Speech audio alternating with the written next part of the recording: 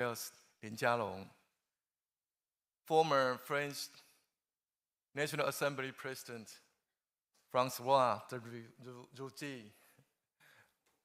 experts and scholars from around the world, all the distinguished guests here today, good morning. Good morning. This year marks the 9th year of the Ketagalan Forum. Over the years, this key platform has brought together government leaders, experts, and scholars from around the world for dialogue on all aspects of Indo-Pacific security. On behalf of the people of Taiwan, I sincerely welcome you all and thank you for joining us. This year's forum centers on three major themes: Indo-Pacific regional security, whole of society defense strategies in democratic countries, and the strategic integration of economic, technological, and industrial diplomacy.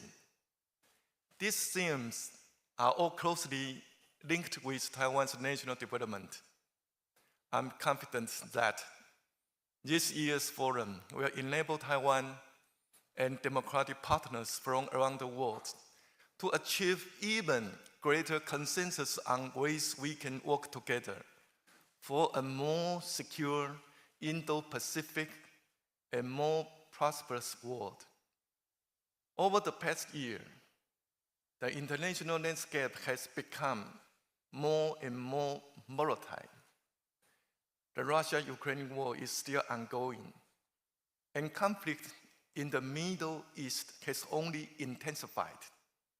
Meanwhile, China's military activities in the Taiwan Straits and East and South China Seas pose unprecedented challenges to rules-based international order. As authoritarianism continues to expand, democratic nations must join even closer in solidarity to defend our values. Taiwan holds a key position on the fourth iron chain, making us a keystone of Indo-Pacific peace and stability. In view of this, we have been moving forward with the 4 pillars of Peace Action Plan since I took office. This includes boosting our national defense, building economic security, demonstrating stable and principled close-strait leadership, and promoting values-based diplomacy. Our government remains committed to maintaining the status quo and ensuring peace and stability across Taiwan Straits. At the same time, we will deepen partnerships with other democratic nations to advance global prosperity and development. Taiwan is also taking the initiative to enhance our whole of society defense and resilience. This July, we introduced National Solidarity Month. This combines our yearly Hanguang military exercises with new urban resilience drills. The initiative expanded civil participation, and through military-civilian cooperation, helped verify the readiness of government agencies and people throughout the nation to address extreme situations. Alongside these efforts, we are continuing to reform and invest even more resources in our national defense. Next year's defense budget will reach a target of over 3% of GDP to boost Taiwan's self-defense capabilities. Taiwan will also continue to enhance its economic resilience and steadily advance its economic security, while we further deepen our economic and trade cooperation with other countries. we will keep upgrading our 5 trusted industry sectors of semiconductors, artificial intelligence, military, security and surveillance, and next-gen communications. A nation's strength and its democratic footing are grounded firmly in its economy. I'm confident that if democracies can join hands in creating more robust, more resilient global democratic supply chains, we can support even more economic prosperity and further consolidate our democracy. To all dear friends of Taiwan, in this turbulent global landscape, Taiwan stands on the front lines of authoritarian threat, which is also the forefront of the global defense of democracy. Thus, we know how precious peace is. And we recognize that peace in the Taiwan Strait is not just a regional issue, but a shared responsibility for economic stability and security around the world. As a responsible member of the international community, Taiwan will stand with the world's democracies to face challenges, uphold the rules-based international order, defend peace through strength, and protect our hard-earned, free, and democratic way of life. Once again, thank you for participating in this dialogue and for standing with Taiwan. I wish you all lively and productive discussions today and a great stay in Taiwan. Thank you. Thank you. Thank you very much, Mr. President Lai, for addressing the opening ceremony. And due to the scheduling considerations, Mr. President has to depart from the forum. Ladies and gentlemen, please once again join me for a round of applause to thank His Excellency, Mr. President I-Chung LAI, for joining us this morning. Thank you very much. Many thanks to Mr. President I-Chung LAI and all our distinguished guests for gracing the opening ceremony of the Ketagalan Forum 2025 Indo-Pacific Security Dialogue with all of your presence. Thank you so much for joining us today. And now, ladies and gentlemen, please thank all our guests here today. Thank you very much, Mr. President, for joining us and giving us an opening speech. Thank you very much. Please once again thank Mr. President and all our guests here today. Thank you. Thank you very much for joining us. Thank you. And now, ladies and gentlemen, our first keynote speech will begin shortly in about 10 minutes, and we will now take a short break. And in 10 minutes, we will resume our forum, so please remain seated during this time. If you need to step out, please be sure to return to your seat by 9:40 a.m. as we will begin promptly. Thank you very much. Thank you.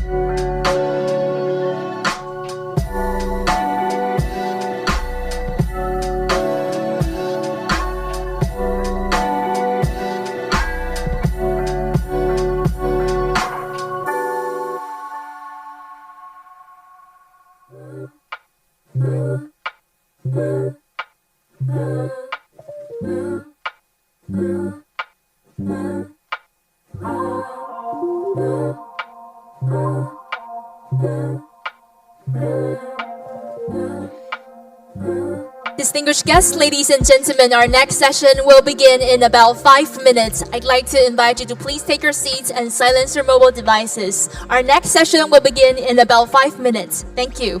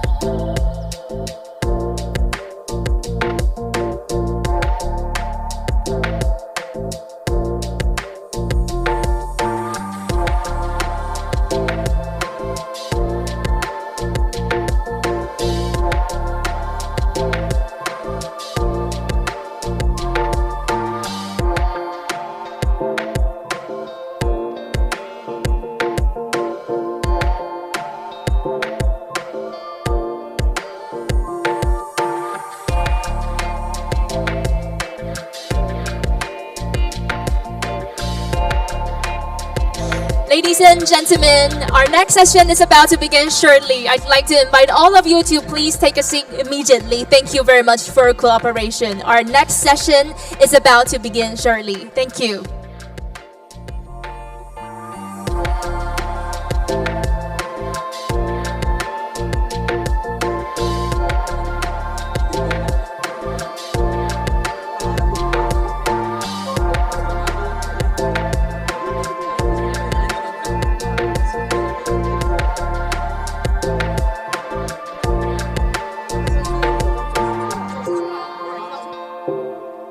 Ladies and gentlemen, our opening keynote speech is about to begin. I'd like to invite all of you to please take your seats and silence your mobile devices. Thank you very much.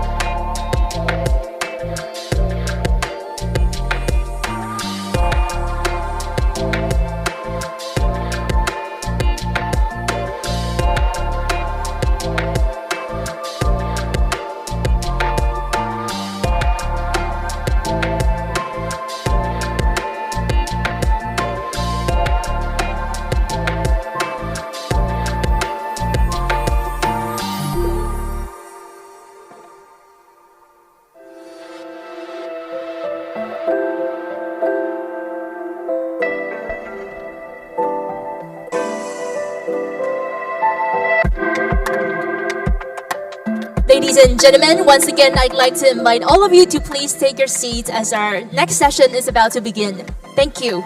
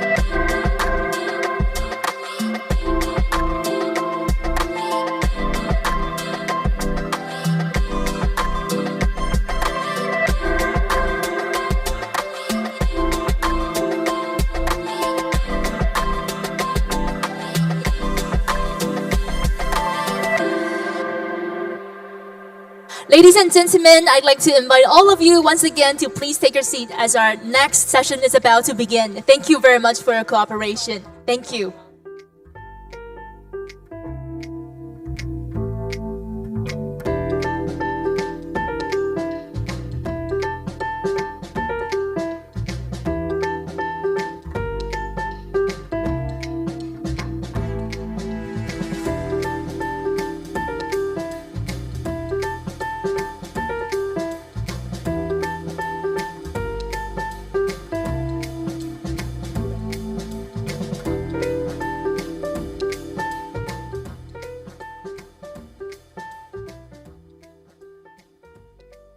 Distinguished guests, ladies and gentlemen, welcome back to the forum, and please join me in giving a warm round of applause to welcome our morning keynote speaker, the Right Honorable Boris Johnson, and our host, Ambassador François Wu Zhizhong, Deputy of the MOFA, Taiwan, to the stage. Ladies and gentlemen, please give them a big round of applause. Welcome. Please welcome the Right Honorable Boris Johnson to the stage, and please take a seat, and also welcome our host, Ambassador François Wu Zhizhong. Welcome. Please.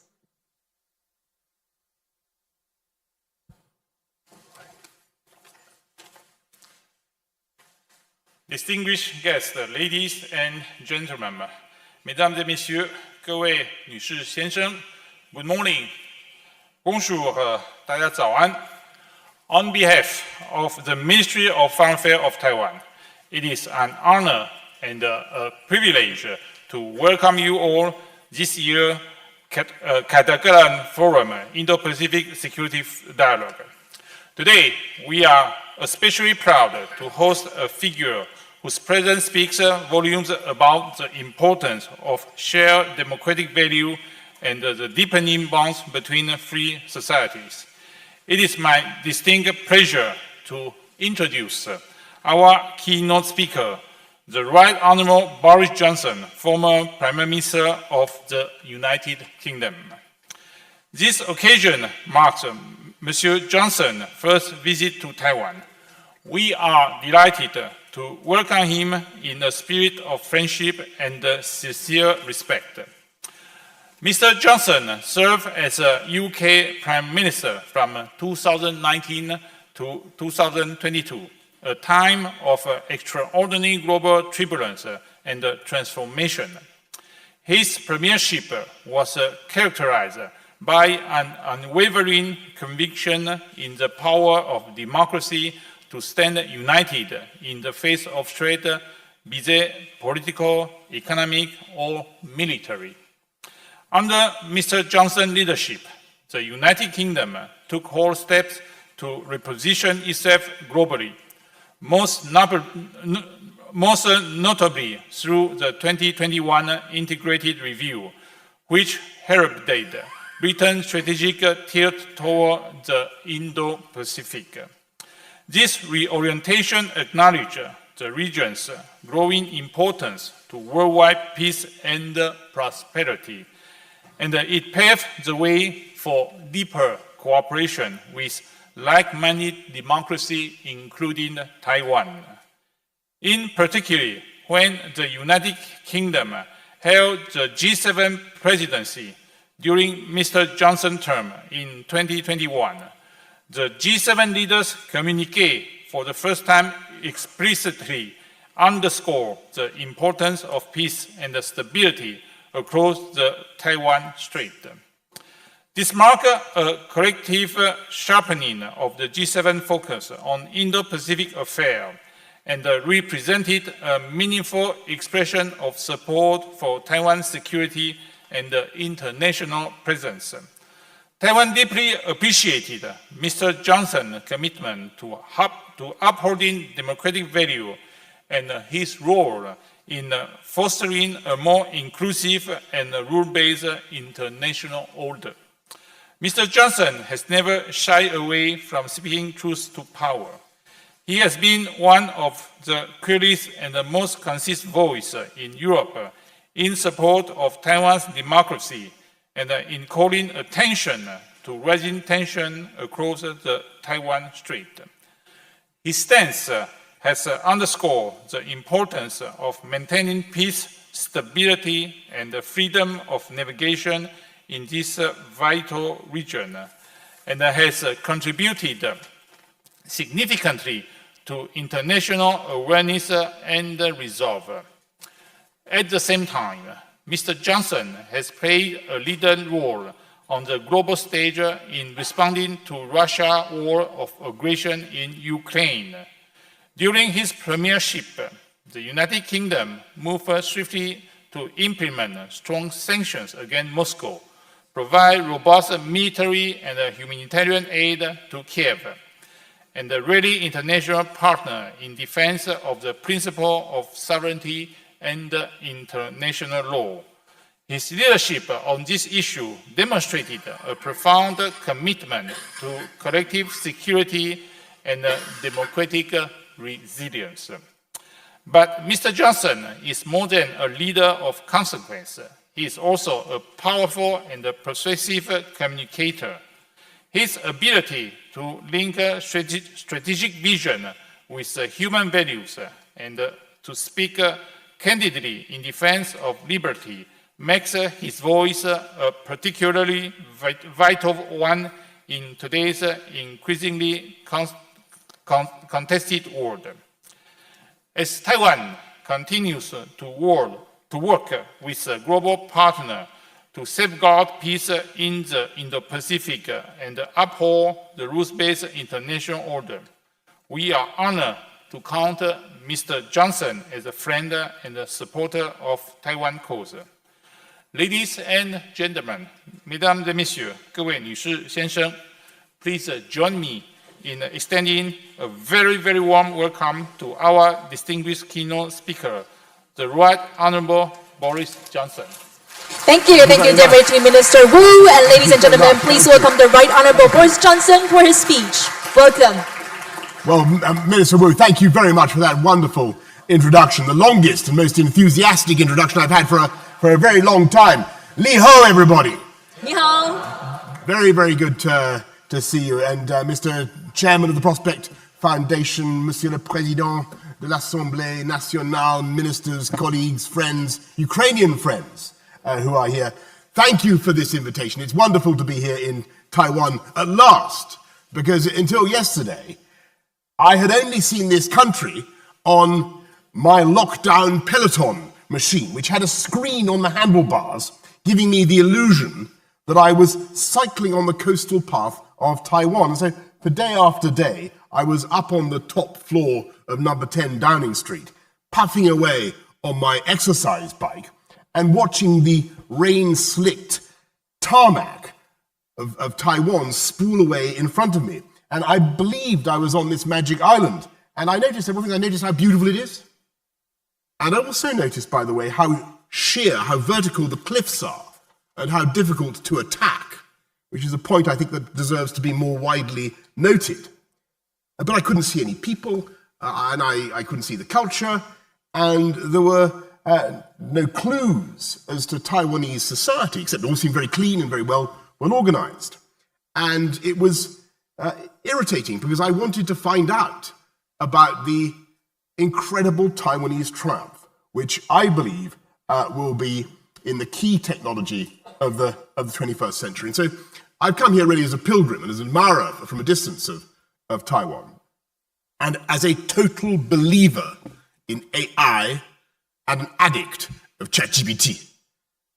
And look, I don't mind if ChatGPT occasionally makes things up or gets things wrong, because it's so polite and so good for my ego. And imagine having a little friend who tells you every day, you had a brilliant and original idea. You're so clever, says ChatGPT. Me love you long time, says ChatGPT. And it's all free. It's absolutely fantastic. And far from fearing the future, I look forward to the day when artificial intelligence goes through the protected bourgeois professions like a whirlwind of fire, torching the ridiculous, time-consuming, and don't you agree? Time-consuming, expensive nonsense conveyancing, planning applications, way leaves, all this legal stuff. All this stuff that's been used to hold people like me to ransom for generations. And look, I mean, don't worry, all the people who do these jobs, you know, accountants, lawyers and so forth, they're going to get other jobs. It's going to be fine, because great technological change always ends up creating more well-paid jobs than it destroys. And we will solve the problem of social care workers, the shortage of social care workers, which we have in our country, not with more immigrants, but with, I think, eventually ChatGPT androids, reminding the elderly to take their pills in a tirelessly polite and deferential manner. AI is going to help humanity in millions of ways that we can only guess at right now. It's the biggest advance in cognitive power I've seen in my lifetime. It has the potential to be bigger than the internet, bigger than Gutenberg, bigger than print itself. And all of it is made possible by Taiwan, isn't it? It's true. As I'm sure you all know, about 95%, perhaps even 100% now, of the sophisticated microprocessors that are necessary for AI are made here through the genius of Taiwanese manufacturers' atomic-level precision in lithography and etching. I remember when I first became Prime Minister of the UK in 2019, I said, look, you know, I was aware of this thing. I said, look, we've got to catch up with Taiwan. We can't lag behind. I said to my officials, how much would it cost for us to build a fabrication plant here in the UK? And they said £9 billion to begin with. I thought, that seemed quite a lot. But I said, okay, right. And then they said, but even if we could do it on a reasonable timescale, we could not guarantee that our chips would be as good as Taiwan's, because year after year, the Taiwanese are getting better and better. And year after year, these Taiwanese chips put new distance between themselves and their competitors. And so, of course, I gave up the idea of the UK government trying to compete with you. And I've come here because I know that there is a fundamental reason why this miracle is taking place on this island and nowhere else in the world, or at any rate, a unique combination of factors. There's a strategic vision of the Taiwanese government. We just heard just now from President Lai, the companies themselves who are driven by constant desire to improve. But then there's the whole commercial environment of Taiwan, the spirit that you notice as soon as you get here, which you can't detect on your number 10 peloton, as I say. And it seems to me that there is a zing and an energy and an optimism here because this is a free country where everyone has the equal protection of the law, where you don't have to worry that someone is going to steal your intellectual property because you have security of IP, and where you don't have to bribe some party apparatchik to get a contract because, on the whole, corruption here is very low. And that freedom, under the law, gives people tremendous confidence to invest and to take risks, commercial risks, that they might not otherwise take and therefore to innovate. And I think that is why Taiwan leads the world in what is currently the world's most important technology. And so, of course, it follows that it's vital, not just for Taiwan, but for the West, for my country, for the whole world, that we protect that freedom here in Taiwan. Because I think I can safely say after 24 hours that we have a miracle here in this country. A Chinese country of 24 million people where the population feels free, feels different, and feels a strong sense of Taiwanese identity. And as far as I understand things, the majority of people do not, on the whole, want to declare that they are immediately a sovereign state independent of Beijing. Have I got that right? That seems to be the general, or a view of a large number of people, because they're aware of the sensitivities on the mainland. All they want, as we've heard from the President earlier on, all they want is to protect the status quo, to protect democratic self-government and the freedom that is at least partly responsible, I believe, for your success. And the sad thing about what is happening now is that it is not the people of Taiwan who are demanding unilateral constitutional change, is it?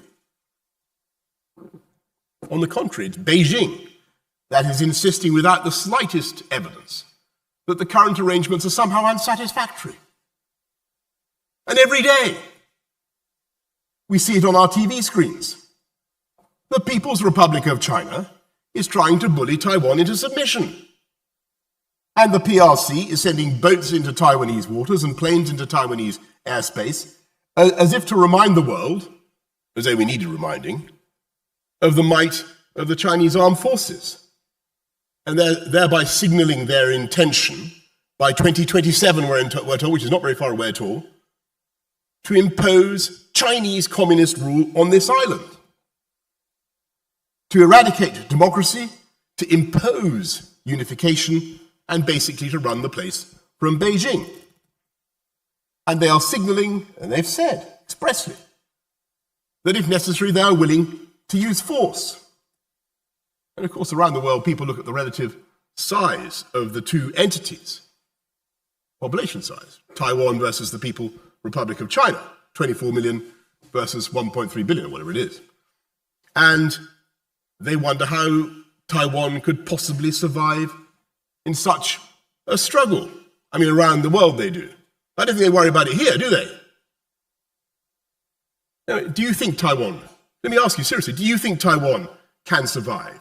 Do you think this blessed island, this happy accident of history, can keep its free and democratic status? Do you? Yes.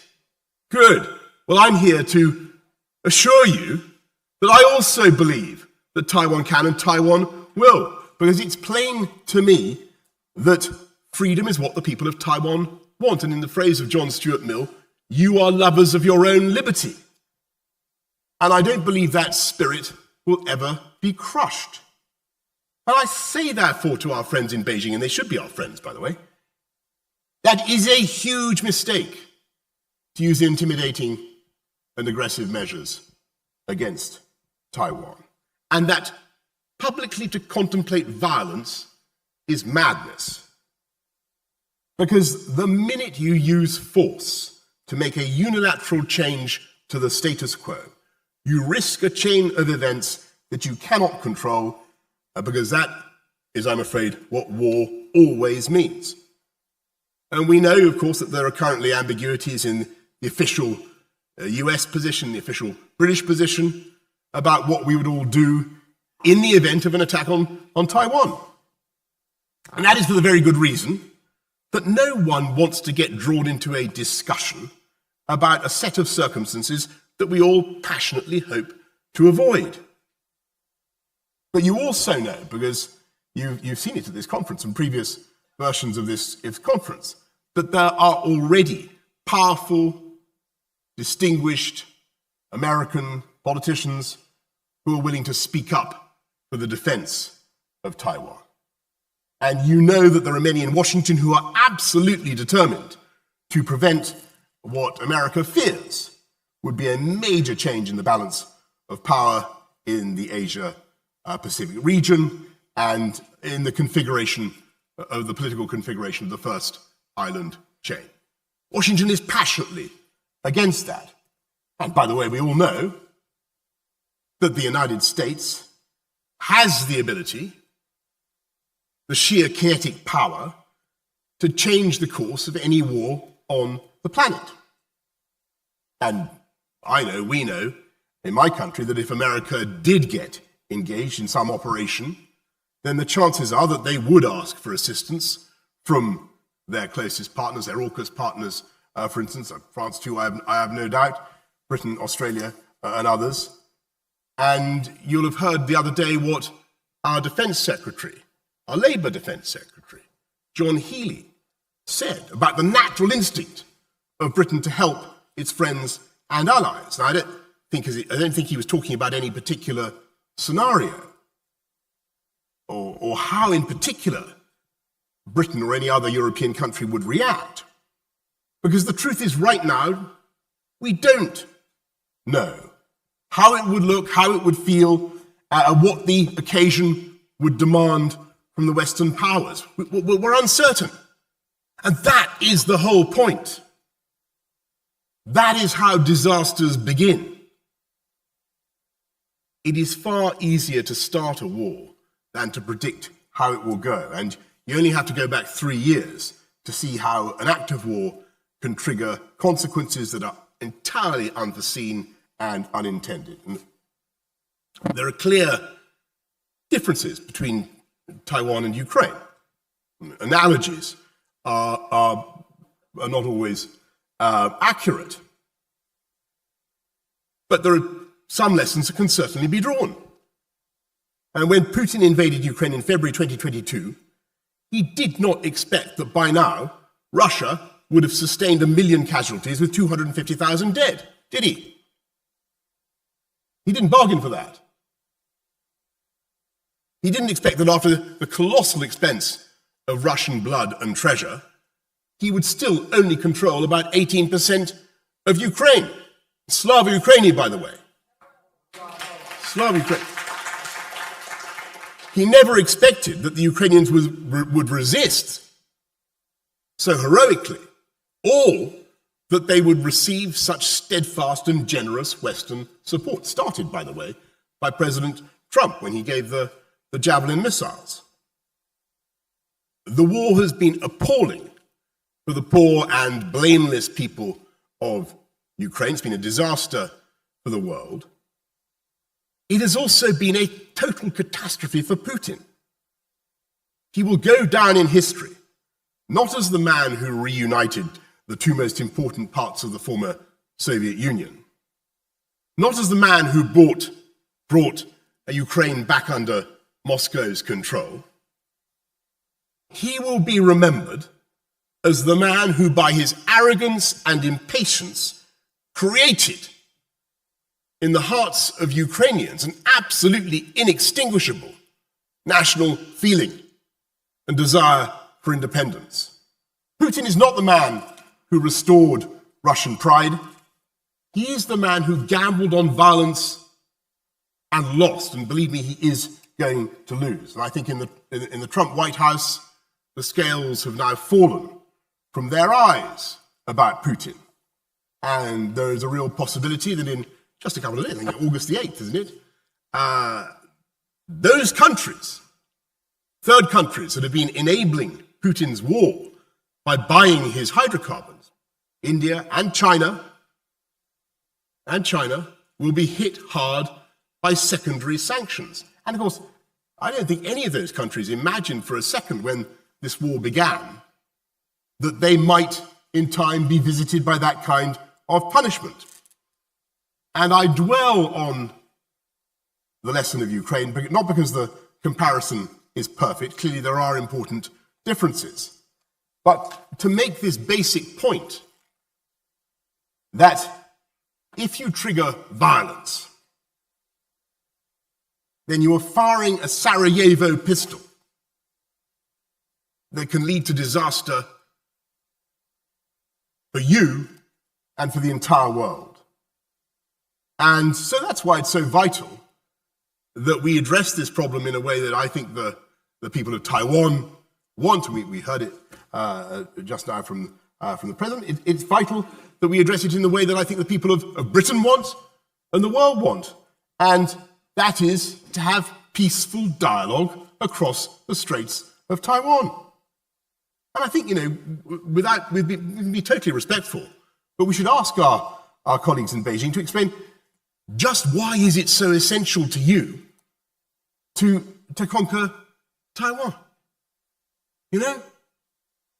When this island presents no conceivable threat to the mainland, is it really worth the risk?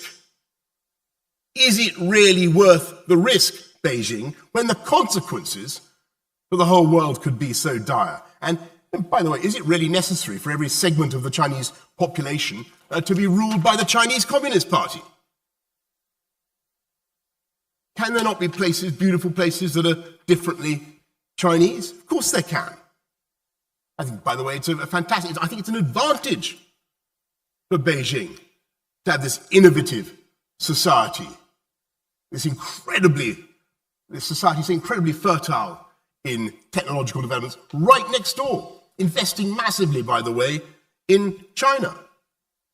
And at the same time, we say to our Taiwanese friends, and the purpose of my mission here today, we say to our Taiwanese friends, we're with you.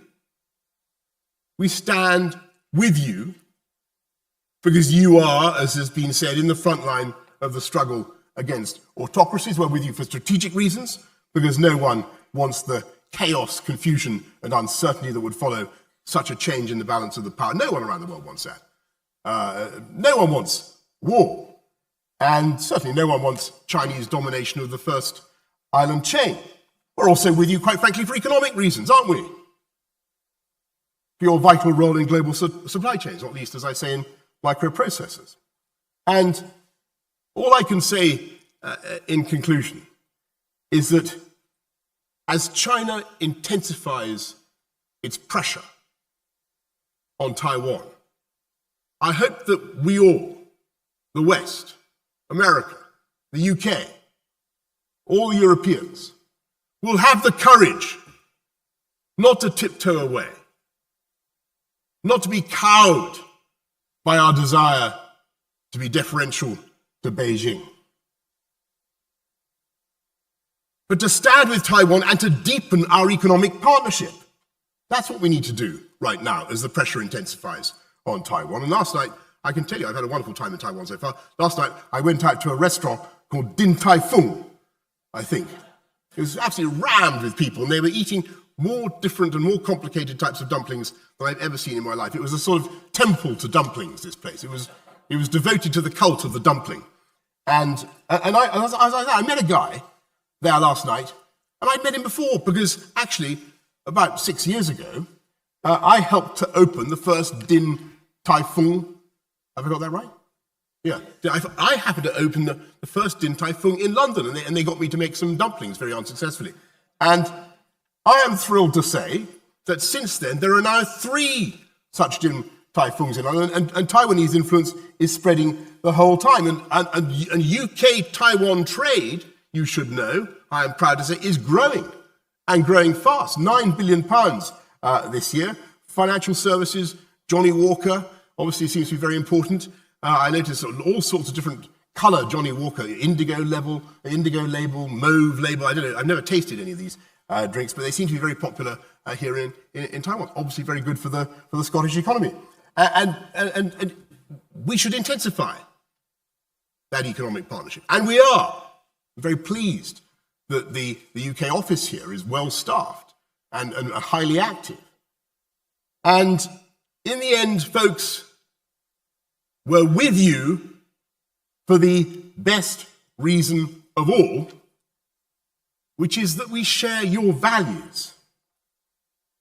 UK, Taiwan, we're two island democracies who understand that freedom is not just a wonderful thing because it helps you build a better silicon chip.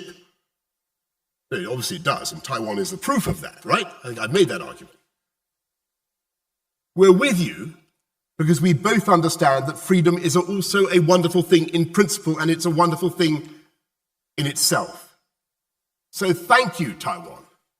Thank you for your bravery and for standing up for freedom in a very difficult and dangerous part of the world. You will have our support, and let us stand up for freedom together. Thank you all very, very much for having me at your conference today.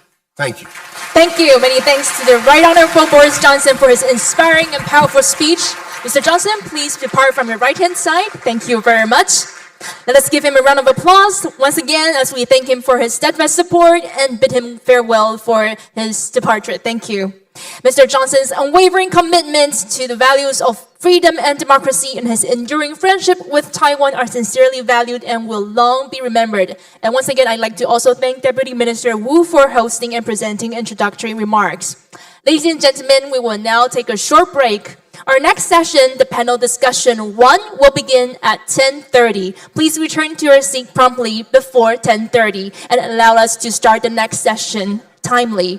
And we have some refreshments and beverages prepared outside of the hall for you. And please be reminded to keep your valuables with you at all times. Thank you and see you later.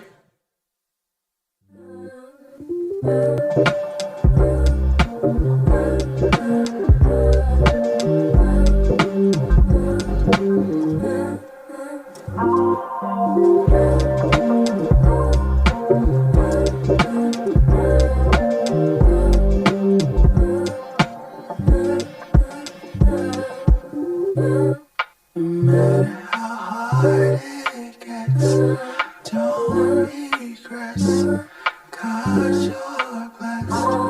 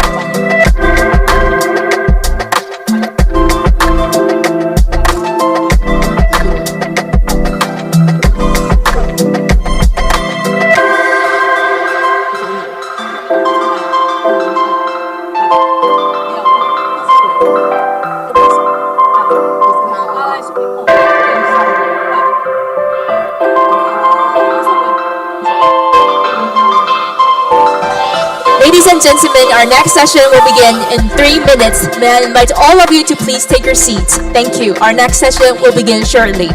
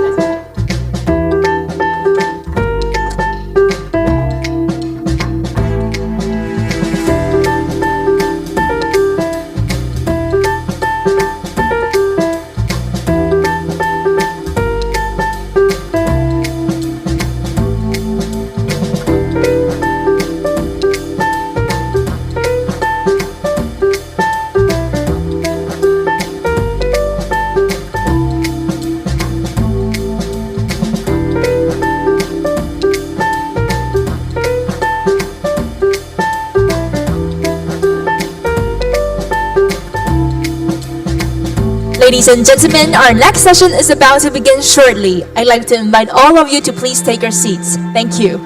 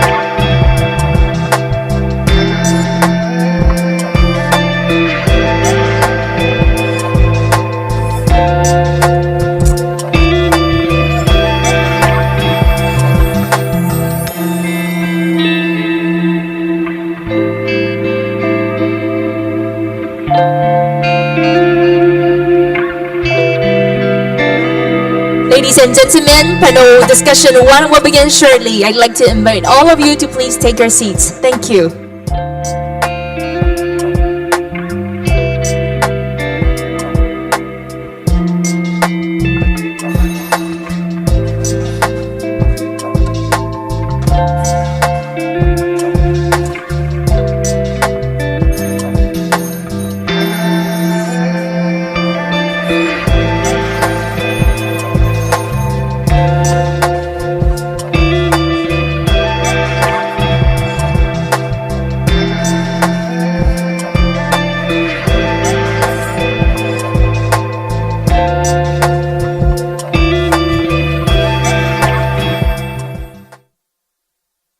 Distinguished guests, ladies and gentlemen, welcome back to the forum. And now we will proceed to a panel discussion titled New Geopolitical Security Landscapes in the Indo-Pacific. There are 5 panelists in this session, respectively from Canada, the Philippines, India, Japan, and Taiwan. And now, ladies and gentlemen, please give a round of applause to welcome our moderator of panel 1, Dr. I-Chung LAI, the president of the Prospect Foundation. Welcome, Dr. Lai. And now I give the floor over to you. Welcome. Thank you, and welcome all of you to the first session of this year's Ketagalan Forum. After hearing the exciting speech by our president and also the former Prime Minister of the United Kingdom, Boris Johnson, I believe that all of you will be excited about what will come out in this session. This session is about the new geopolitical security landscape in the Indo-Pacific. Of course, we know that the Indo-Pacific is about 3/5 of the world population and 2/3 of world trade. But in addition to that, the war in Ukraine 3 years ago integrates the European theater and Indo-Pacific security environment altogether. But in addition to those integrations, in the past years, the Chinese aggressiveness, as well as U.S. policy changes since year 2017, also fundamentally changed the security development and environment for the Indo-Pacific as well. But I think that this is not just about the U.S.-China competition in the Indo-Pacific, but the country in this region react will also play a very significant role. So you can see that in these first sessions, for the first time, usually when we talk about security, we always have a United American here at the podium. But this time, probably for the first time that we do not have any Americans here. But that is intended because we want to highlight the agency of the country in these regions, so that we have 5 distinguished panelists. They all have a very distinguished career in their belt. The first one to speak will be Dr. Gloria JUMAMIL-MERCADO. She's a chairperson and chief executive officer of the Asian Center for Excellence in Development and Security in Philippines. Of course, she also is a seasoned career bureaucrat, have very extensive experience working at the Philippine National Security Councils as a senior undersecretary for the education, among other positions. And then she will be followed by Dr. MOHAN, Distinguished Fellow, Council for Strategic and Defense Research, Delhi, India. And Dr. MOHAN is a very well-known security and strategic writer in his field, not only in India, but also in Indo-Pacific. I'm a big fan of his writing. Every month he publishes a ISAS in the Singapore think tank. I'm an avid reader for that publications. So the tip of hat to him. And then the third one will be Dr. Tomohiko Taniguchi. Especially he's specifically appointed as professor of University of Tsukuba, Japan. But I think the other experience that Dr. Tomohiko Taniguchi carry is that he's a special policy advisor to former Prime Minister Abe Shinzo. Various Abe Shinzo's his very important speech, including the confluence of 2 Cs, and among others, for the Indo-Pacific strategy, is actually under Dr. Taniguchi Tomohiko's writings. And then the next, it will be very own from Taiwan, Dr. Chen Mo-min. He's just appointed as ambassador of Taiwan to India, and actually he was about to depart today, but for this specific event, he delayed his arrival to India for 1 day, so that he will depart tomorrow. So we are really glad to have him. And then last one but not least is Honorable Jason Kenney from Canada, 18th Premier of the Alberta, and he is also former Canadian Defense Minister. So we'll speak in this order, and each one will have 10 minutes. So Dr. Gloria, please.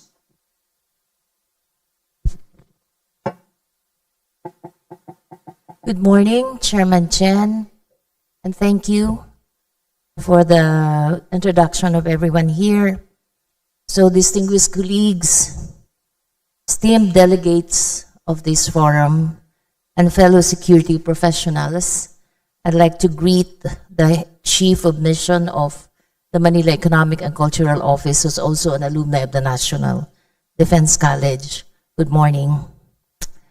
It is both an honor and a privilege to speak to you today on the theme of resilience and relevance, 2 words that capture not just a mindset, but a national imperative for the Philippines. The Indo-Pacific has emerged as the center of the 21st century geopolitics, an expansive and complex region where economic dynamism, military rivalry, and strategic uncertainty collide.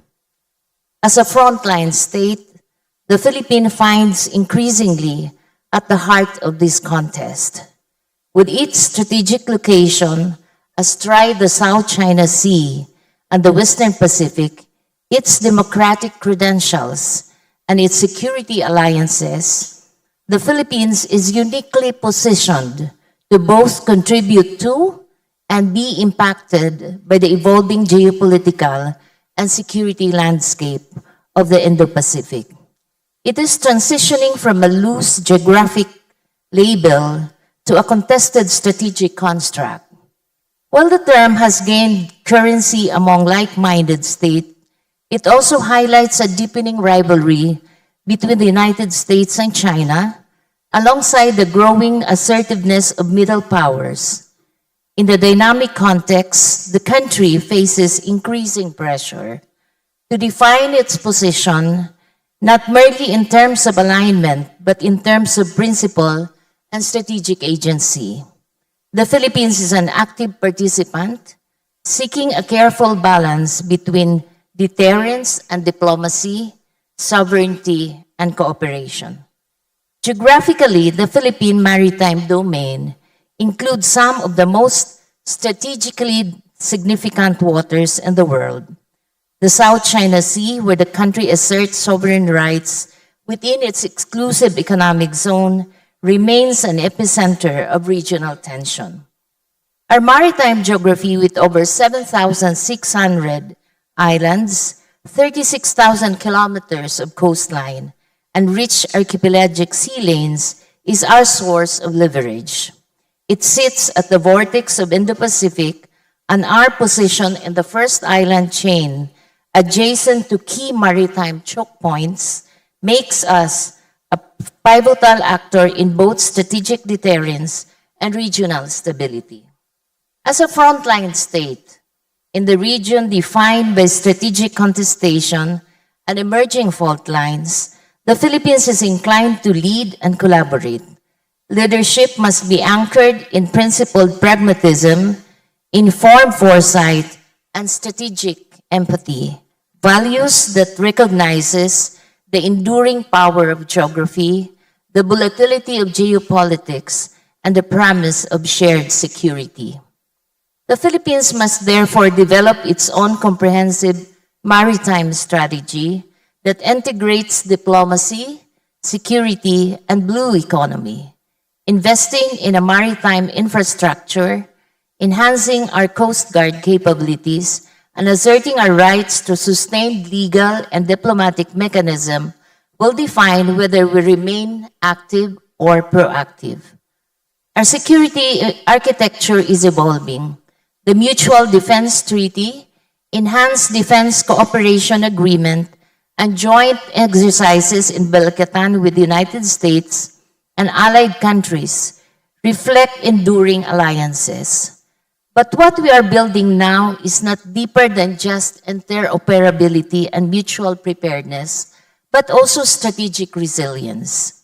Even with expanded EDCA, it should strengthen also other engagement with countries like Australia, Japan, and South Korea, as it demonstrates a new kind of strategic geometry, a flexible, layered deterrence ecosystem, and transcends binary alignments.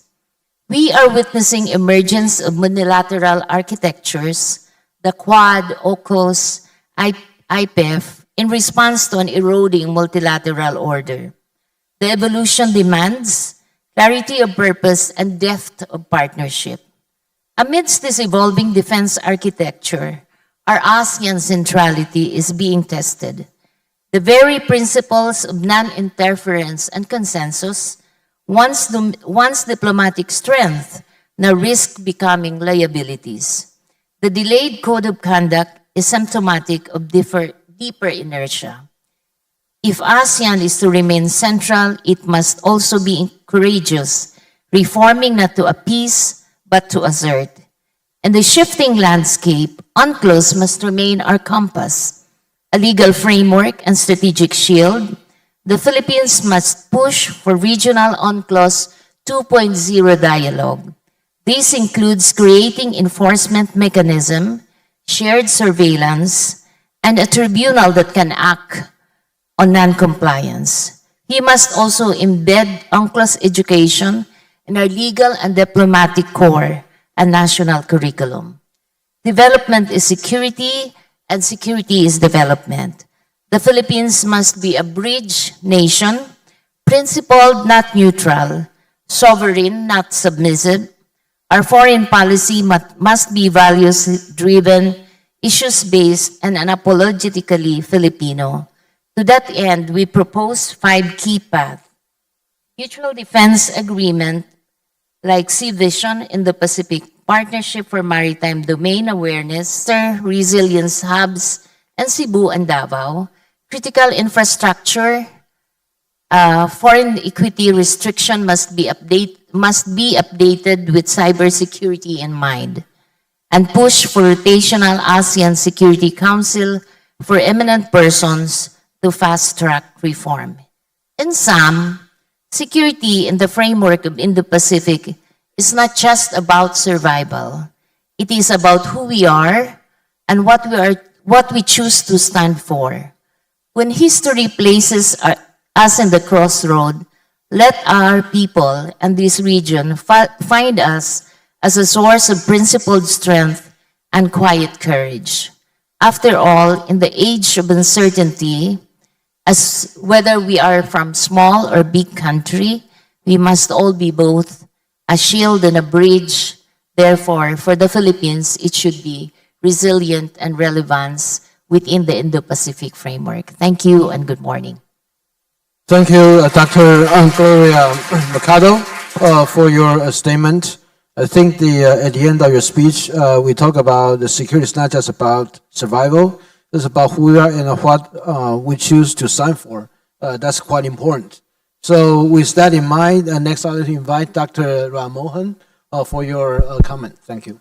Thank you. I hope I can maintain the discipline of the speaker who finished on time. So let me begin by thanking Prospect Foundation for inviting me for this important meeting. And we gather at a time when most of the world's major contradictions are today converging in Taiwan. As President Lai and Prime Minister Johnson pointed out, the shifting great power relations, the contestation on technology, and the changing dynamics of alliances all are going to be playing out in and around Taiwan. So it's really, for me, it's a privilege to be part of this debate. So let me just make three broad points in my presentation. First, I think all of us are trying to cope with a profound change in the US strategic orientation. For nearly 3 decades, at least since the Bush administration, the second Bush administration, there was a certain direction of US policy towards Asia, moving incrementally towards seeking more balance and more security in Asia, and a willingness to deal with China on the basis of reality that we've been used to, whether you called it pivot to Asia, whether you called it Indo-Pacific, but the direction was one of clarity in terms of how US was going to behave.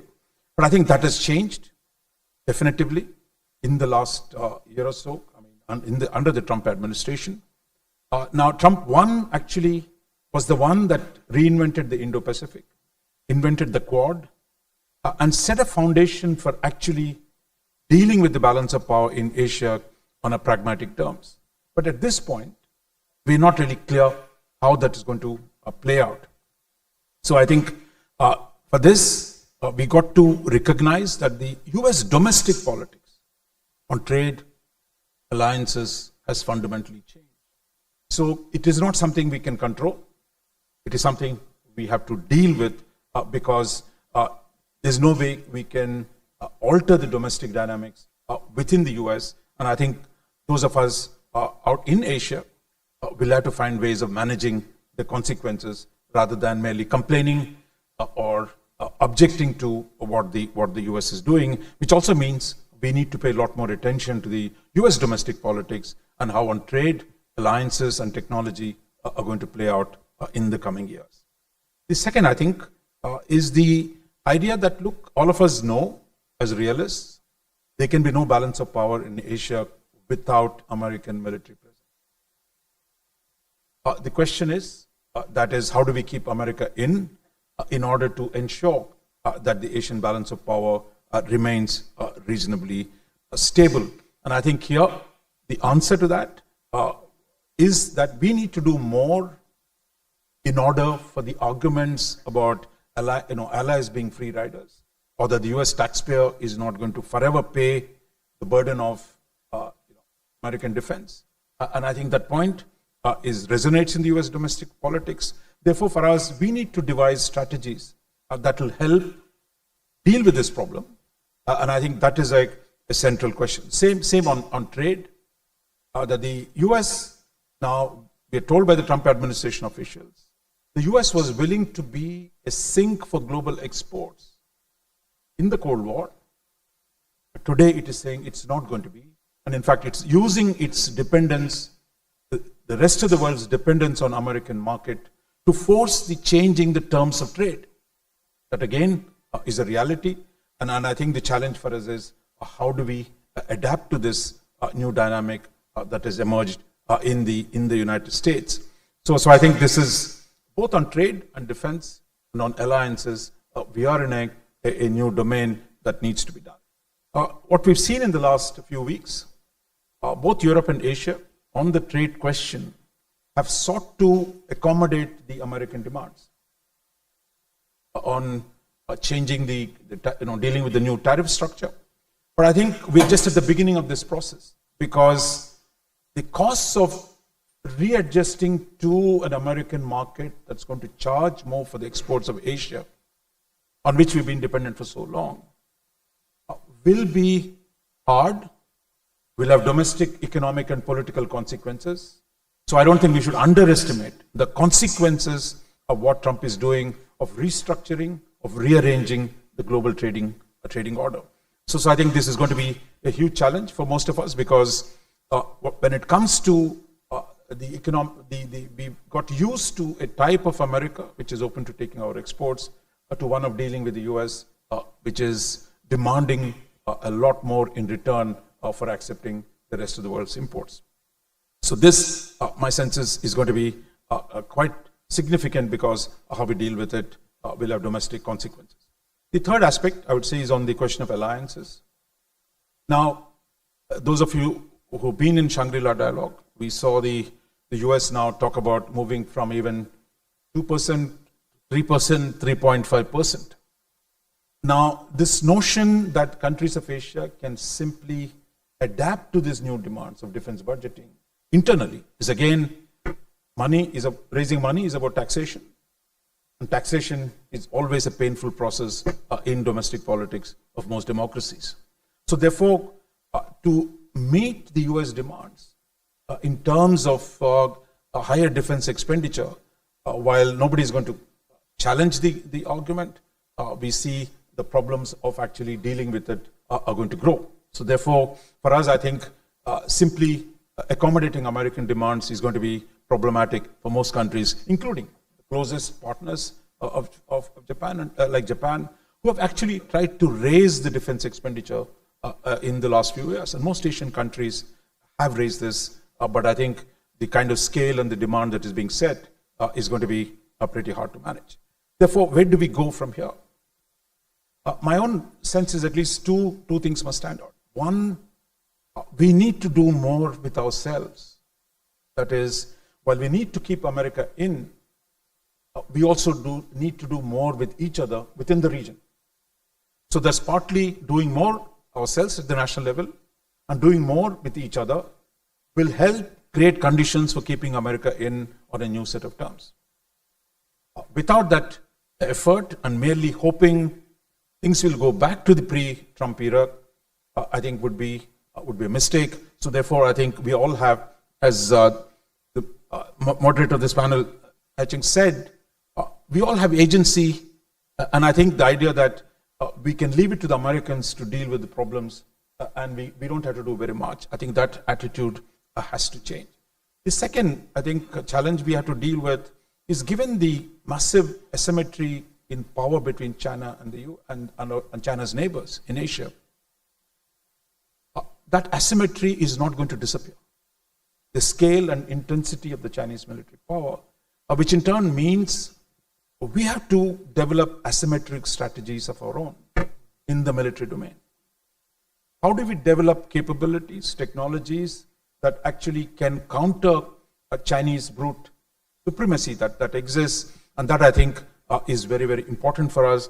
I think this is a conversation. I think it's not going to be done overnight, but all of us in different ways will have to configure ways of actually dealing with this asymmetry of the Chinese dominance by asymmetric strategies of our own. And history of international warfare is replete with examples of asymmetric warfare. So the most powerful guy doesn't always win, provided the weaker party has interesting solutions to the problem. And finally, I would say that since we can't change American politics, we must wait out to see how this plays out, which means actually we need to engage a lot more with American domestic politics, dealing with different constituencies. America by design is not for consensus. There are multiple actors, multiple forces.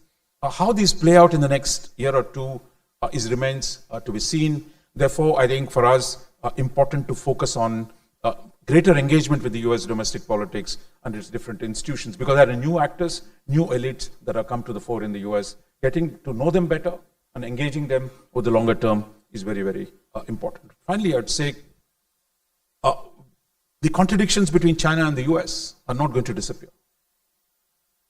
How much the current policies might have been, that contradiction is not going to disappear. So is the contradiction between China and its neighbors. An assertive China has consequences for its neighbors. Unless something big happens within China, that tension between China's assertiveness and its neighbors is going to be inevitable. And I think these two contradictions between China and the United States, between China and its neighbors, is not going to disappear. The question is, how do we prepare to deal with the next phase in the evolution of these two contradictions? I'll stop here. Thank you, Dr. Mohan, for your statement.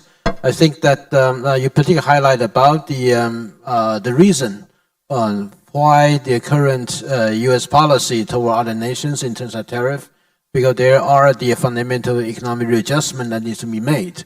So we appreciate for that important highlights. So next, I'd like to invite Dr. Taniguchi, Tomohiko Taniguchi, for your comments. Yeah. We are with you, Boris Johnson told us, with his uncombed hair, permanent public boy style. It's hard to dislike him. July 8th, 3 years ago, 2022, Prime Minister Abe got shot and died. The next plan that he had was to come to this country, Taiwan. And I'm sure he would have delivered a powerful speech to the Taiwanese audience. And I would have written that speech. Had he delivered a speech, he would have said very much similar to what Boris Johnson just told us a moment ago. That we are with you, the Japanese are with you. But he would have said it differently. We must be with you. We will have to be with you. The Japanese will continue to have to be with you. It is inevitable. Why? Because never before has the security of Taiwan so closely linked to that of Japan.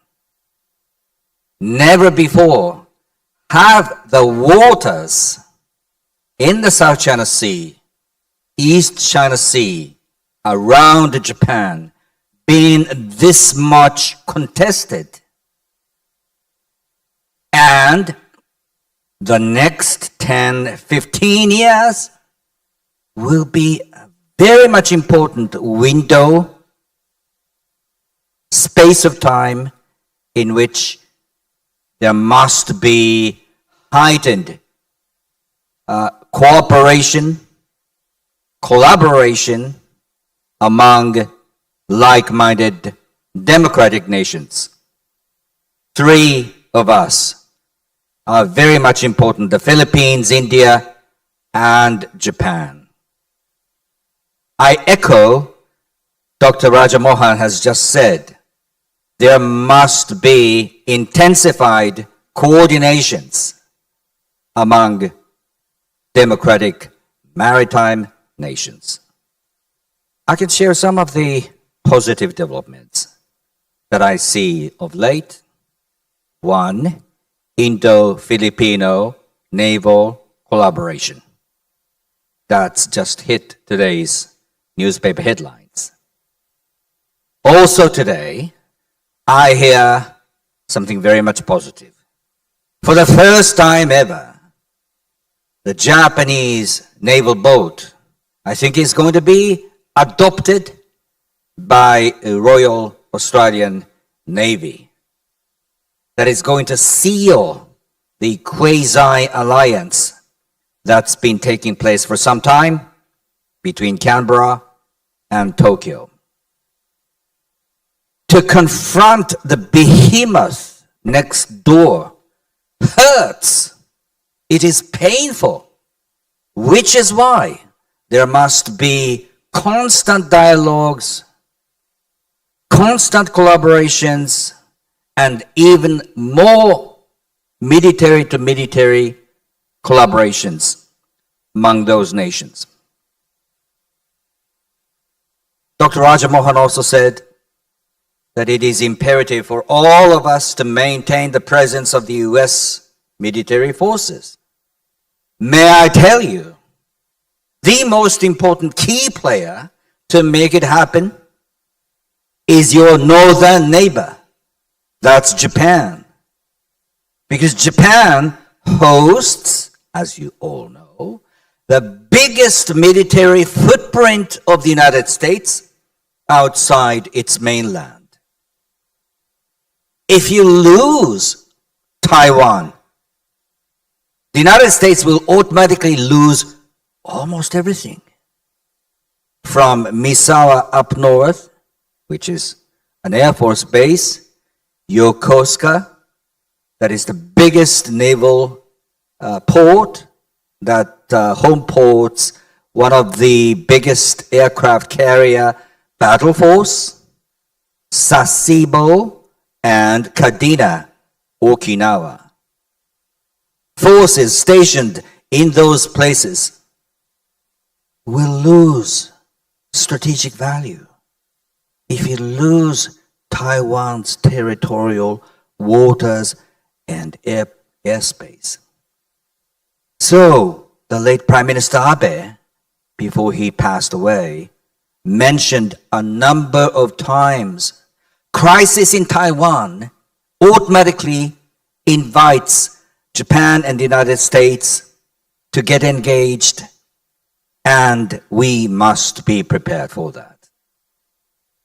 10 years ago, the Japanese government under Abe enacted a law without massive oppositions from the protesters, which enabled the country, Japan, for the first time to work as a unit, cohesive unit with its alliance partners, notably the United States, thinking that when the United States will get engaged, the Japanese will have to be there side by side.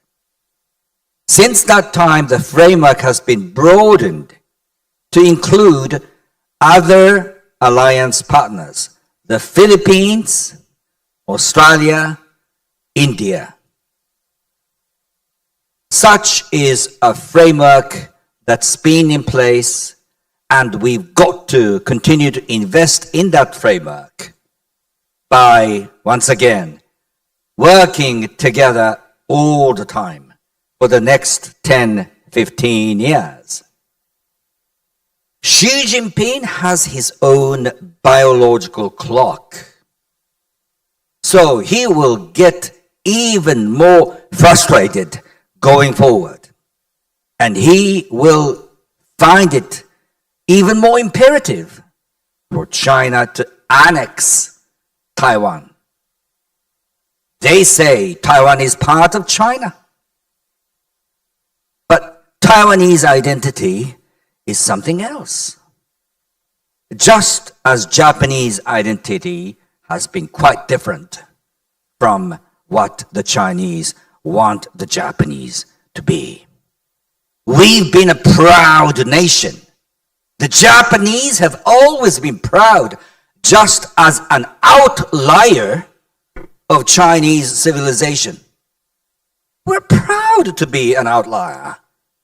And I think the same thing can be made, to a lesser degree perhaps, about Taiwan.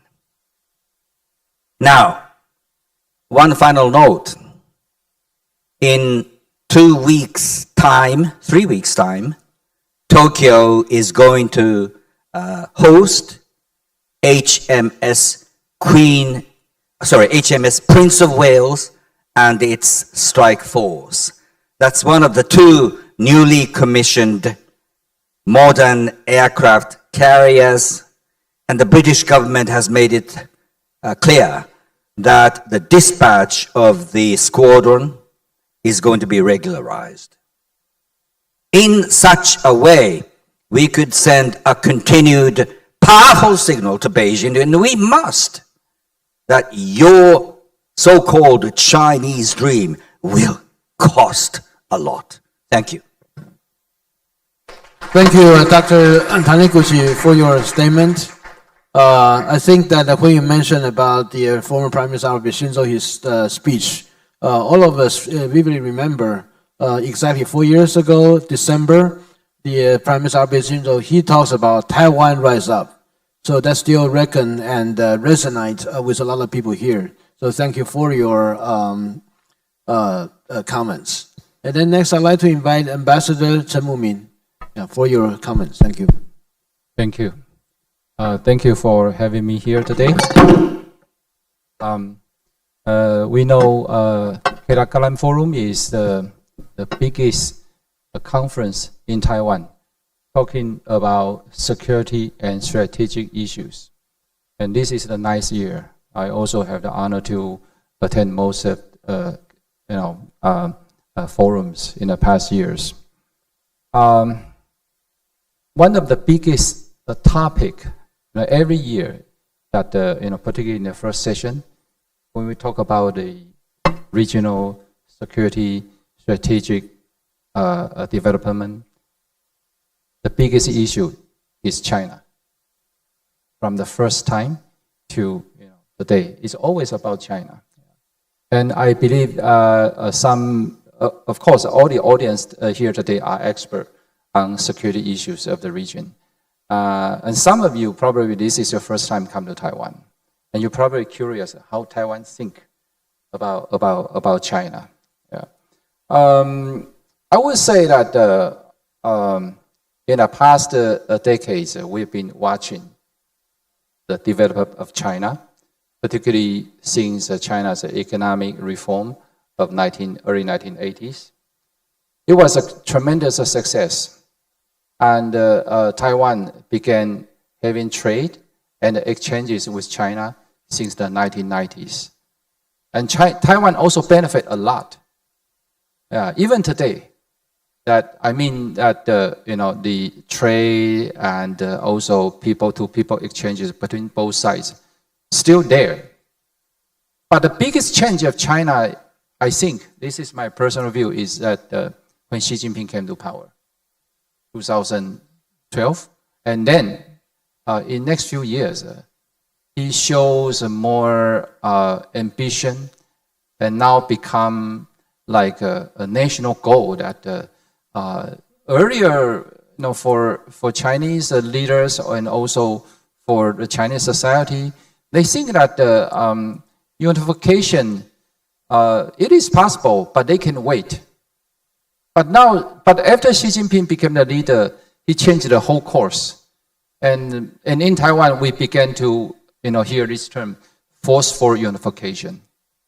So what we saw around Taiwan, this military exercise around Taiwan, and all these diplomatic or military pressure on Taiwan, is because of the whole idea that China right now is thinking they might force Taiwan into submission with the military, or in a more forceful ways. So this is what I call a Taiwan challenge. And of course, we know that Taiwan is a young democracy, and Taiwan is also a very successful technology island. We make great contribution to the world economy and also technology innovations. But because of this challenge, from our neighbor, so we always have to think how to make Taiwan safe, how to protect our dignity, and how to by preserving the security of the Taiwan Strait, that we could make contribution to the region. But in Taiwan, we also have problems that probably make it difficult for us to make Taiwan a very strong and a solid entity, because not everyone in Taiwan believe that we should have a very strong position on China. Even today, both sides, Taiwan and China, we still have a direct flight, 300 flights per week. And the last year, we still have about 3 million of people between both sides visits. And so when the government of Taiwan, when the society of Taiwan was thinking that how to defend ourselves and how we can prevent that the penetration of these Chinese authoritarian ideas into Taiwanese society, and because of the intensive exchanges between both sides, make it extremely difficult. So for any government on Taiwan to protect our dignity, it's a big challenge. That how you can convince the people that what we are doing right now is important, and what we could do to enhance our military capability, to improve our society resilience is critical. It's very, very important, but also difficult to convince all the people.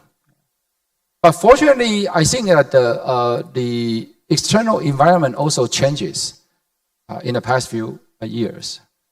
The countries, some of our neighbors, including Japan, and also in the past 2-3 years, we could also see the Philippines. They also share more concerns about Taiwan security. So we could see that there are more exchanges and also cooperation between both sides. The purpose is to create and also to enhance a more security environment in the region. And on the other hand, I think that Taiwan also want to send a message to the whole world that what Taiwan can do to make our world safer. And the purpose for Taiwan, of course, is to defend ourselves, but also to try to find a way that how we could watch China closely. And because we know that China is a political system, that Xi Jinping as a leader, and that he and the whole society authoritarian, it's not natural. That China's economy is in recession in the past few years. So how we could see China closely and prevent China from becoming more unstable is very, very important. So I think what I want to say in the end is first we have to cooperate to make a more a security environment in the Taiwan Strait and also in the Indo-Pacific. And second, we have to watch China closely and prevent all kinds of scenarios to watch out what China and Xi Jinping and also Chinese government, in the future. And third, I think that the most important thing is that Taiwan has to continue preserving and also protecting our democracy. This is, I think, the most important thing. That even Taiwan share a lot of things with China, cultural, history, language. But I think that Taiwan, we still have our own dignity, and we have our own identity. This is something we have to try our best to preserve. Yeah. Okay, so I'll stop here, and so later maybe we will have more discussion on this issue. Thank you. Thank you, Ambassador Chen Mumin, for your comments. Now, next, I'd like to invite Defense Minister Jason Kenney for your comment. Thank you. Well, thank you. Very happy. Is one of the most outspoken supporters of Taiwan and Canadian politics for 30 years. Very happy and proud to be here to say that Canada is sometimes an afterthought in these discussions about Indo-Pacific security and strategy, but I think that we're on the cusp of changing that. I think that Canada is waking out of its naivete about the nature of the Beijing regime and may be moving towards playing a much larger role economically and strategically in this region. Maybe a little context here. In 1970, Prime Minister Pierre Trudeau, Justin's dad, recognized the People's Republic of China. I think was the second major Western country to do so. And ever since then, until recently, the Canadian political and economic elites had a very close and at times almost incestuous relationship with senior PRC, Politburo level leadership, which I think compromised our objectivity in looking at the broader Indo-Pacific region. In fact, in the 1970s, we had a massive strategic rupture with the country that I think is our natural anchor alliance in Asia, which is India, over weaponization of nuclear technology. And most of our commercial and diplomatic efforts were focused on the PRC very early on. That started to change under Prime Minister Harper between 2005 and 2015, the government in which I played a role. But even then, I had a cabinet colleague who was our Minister of Foreign Affairs who, in his first day in office, having been briefed by his officials, referred to the PRC as a Canadian ally. And Justin Trudeau, who just thankfully left after a decade in office, once said that his most preferred country in the world after Canada was, quotes, the basic dictatorship of China.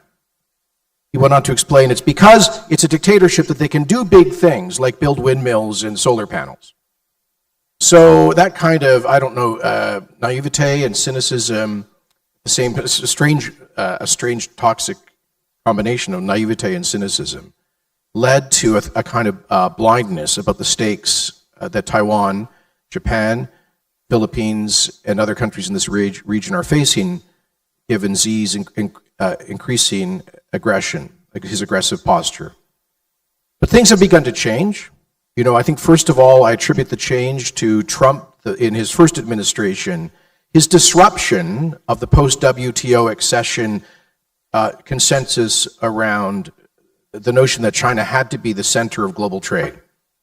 And I think Trump basically, he said the emperor had no clothes and forced a rethink across the developed West about the failure of our shared efforts to get a balanced trading relationship and strategic relationship with China.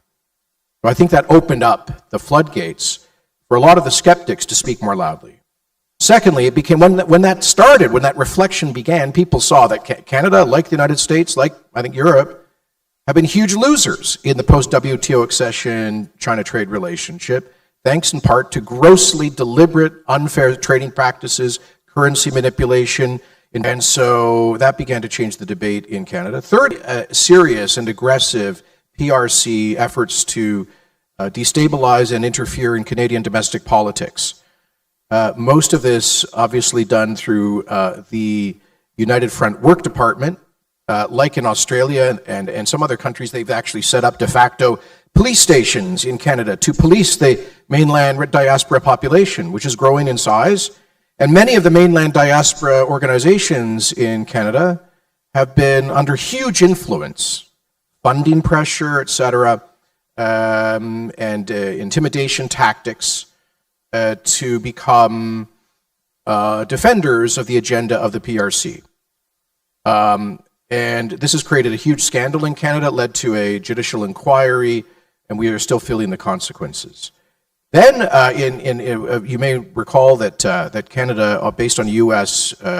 Extradition application, detained Madame Meng, who is the daughter of the CEO of Huawei, which led to a huge diplomatic fight with the PRC, including the indefinite, the detention for, I think it was 3 years, of a Canadian diplomat, a Canadian citizen. Many other Canadian citizens have basically been imprisoned in China, we think, arbitrarily, and many other things. Of course, Canada has actually suffered more deaths per capita than the United States as a result of the fentanyl crisis, almost all of the constituent elements of which have been produced in and shipped out of the PRC.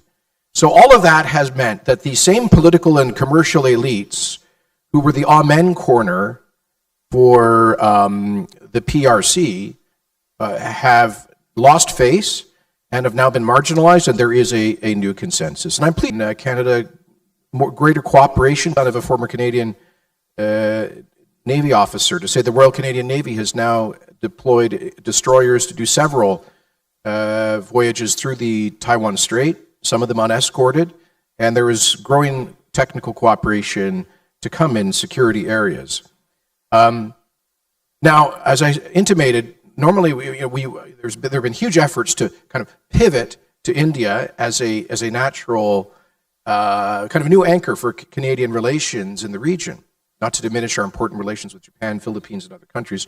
But that too has been complicated, as Monji knows, because of matters that we hope to get past soon, with Prime Minister Carney having invited Narendra Modi to the G7 summit in Alberta. Let me say that you're going to see Canada playing a larger role in defense.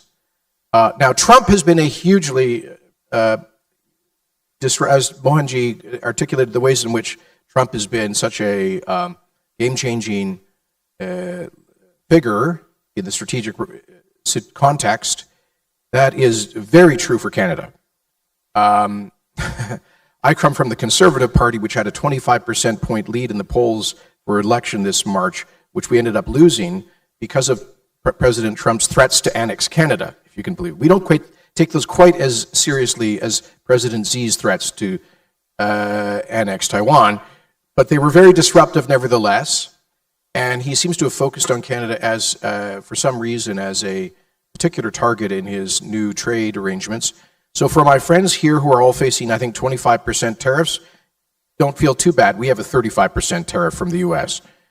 But one of the advantages of this Trump disruptiveness has been forcing Canada to finally get serious about national security. We played a hugely oversized role in the first two world wars. We exited the Second War with one of the largest militaries in the world, and we carried 1/5 of the burden on D-Day. But we have taken far more than our share of the post-Cold War peace dividend. But thanks in part to the pressure from Trump, we are finally moving our defense expenditure from 1.3 to 2% of GDP, and with a commitment to go to 5%. Part of that involves a huge rebuild of the Canadian military, 60 new destroyers being built. We're probably on the cusp of an order for 12 new modern submarines, and much more to come. And the Canadian defense strategy and our Indo-Pacific strategy underscore Taiwan in a positive light in several instances. And so, and then finally, let me say that we're never going to be a military superpower, but we are a superpower in energy and natural resources. We have the third largest oil reserves in the world, the third largest natural gas reserves, the second largest uranium deposits, by far the largest potash and therefore fertilizer deposits, and we have the entire spectrum of rare earth and critical minerals.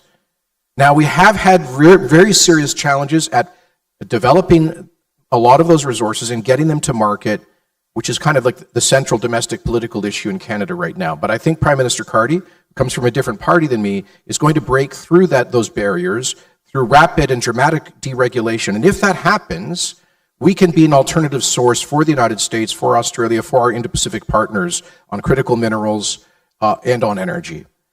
Finally, Professor, you asked us to comment on regions in Canada that the efforts to pivot away from a Canadian policy focused on Beijing are complicated by their interference in our domestic politics.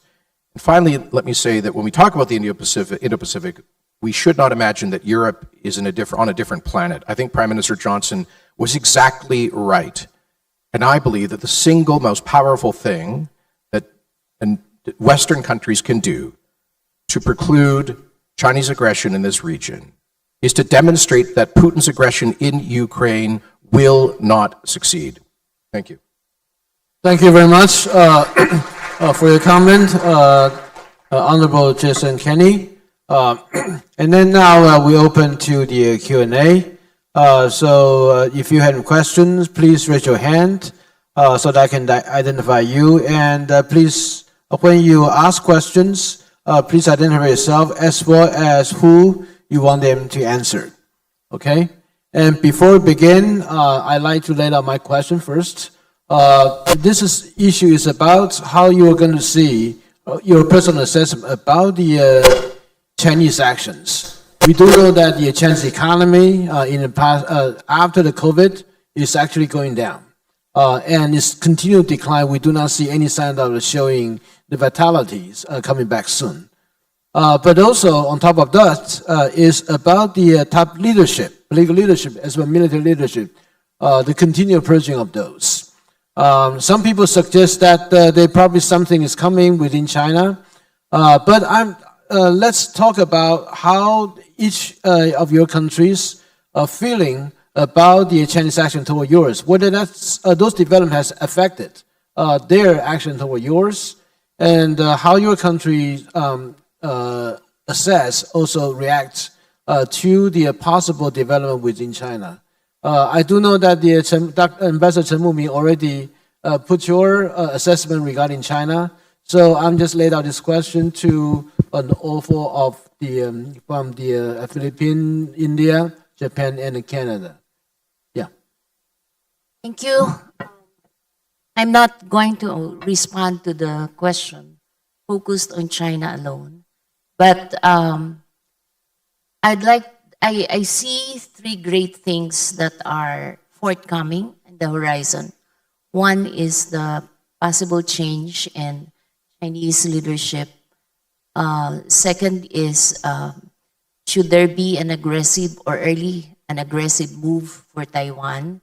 And third is the forthcoming election of the Philippines in 2028.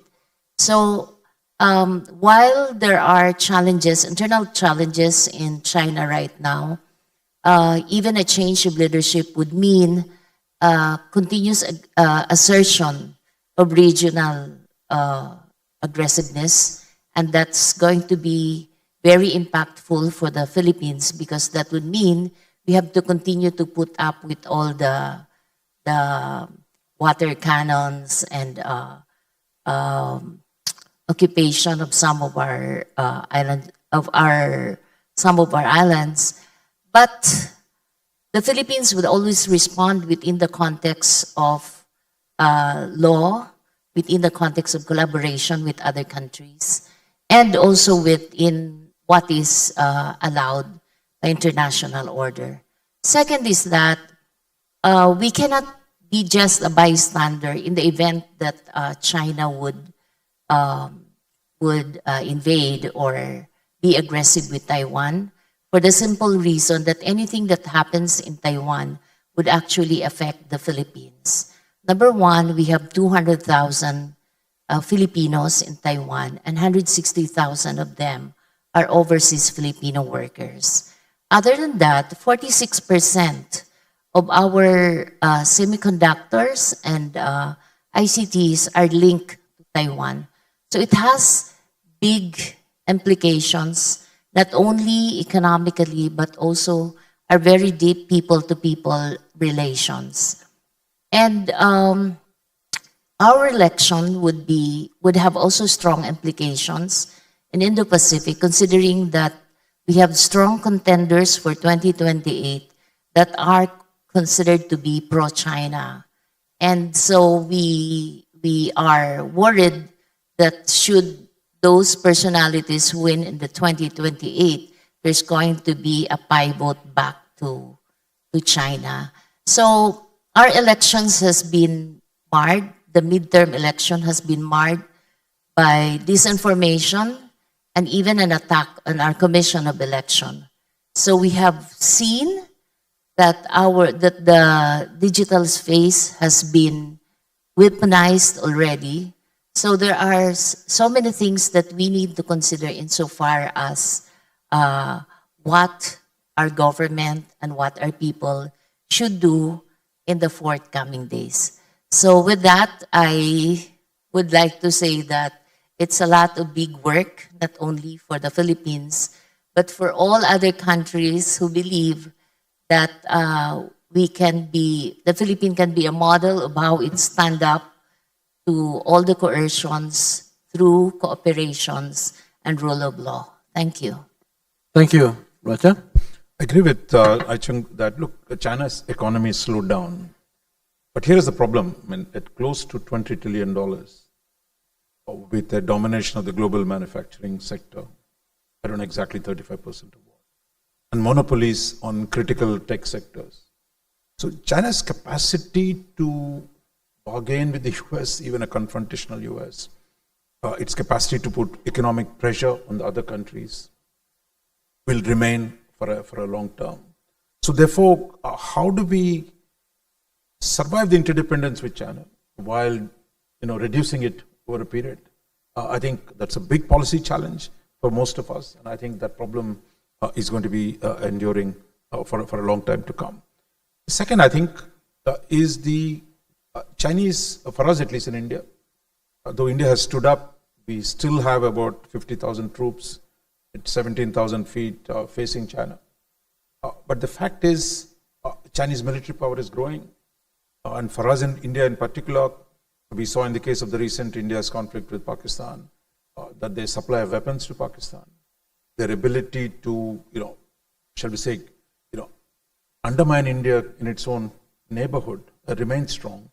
And as long as China's economic power and military power grow, that capacities will increase. So therefore, again, we come back to the point of military strategies, asymmetric military strategies. The third point is, I think Chinese capacity to intervene in the domestic politics of its neighbors.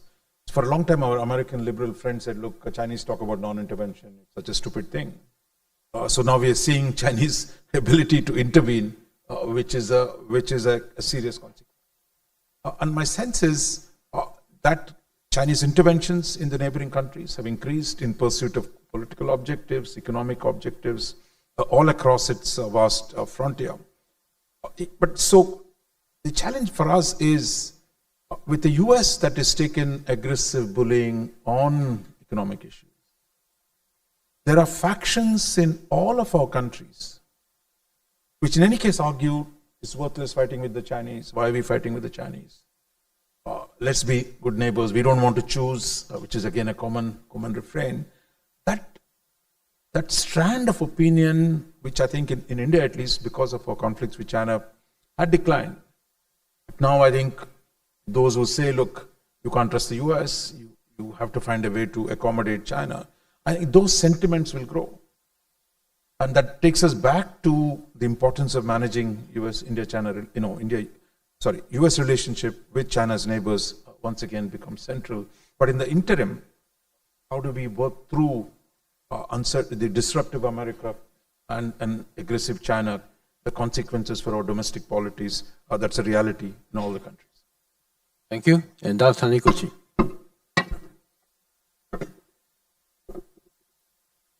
I will not say much. The one point that I should like to point out is that there must be an innovative way to collaborate among three militaries, the Filipino, Taiwanese, and Japanese.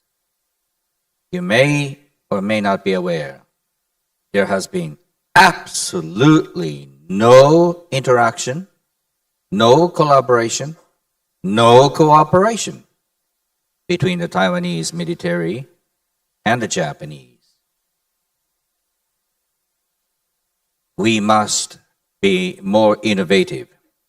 And to be innovative takes courage, boldness, and it is very much important for us, the Filipinos, the Taiwanese, and the Japanese, to have the kind of political leadership that can stand tall, no matter how intimidating and bullish the Chinese are.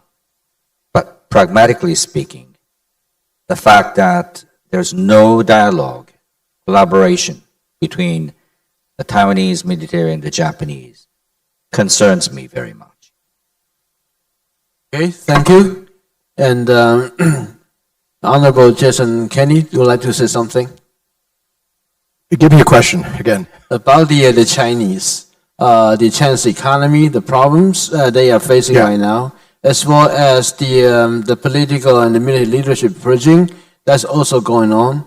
How would Canada assess those developments, and would those actions in China affect the Chinese action toward Canada?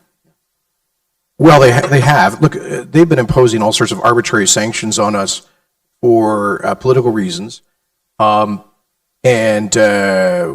we've been sort of collateral damage, if you will, in the U.S.-China trade disputes. But my own view is that there is a fundamental weakness in the regime. We've all known this for a long time. I think it's coming to a head, and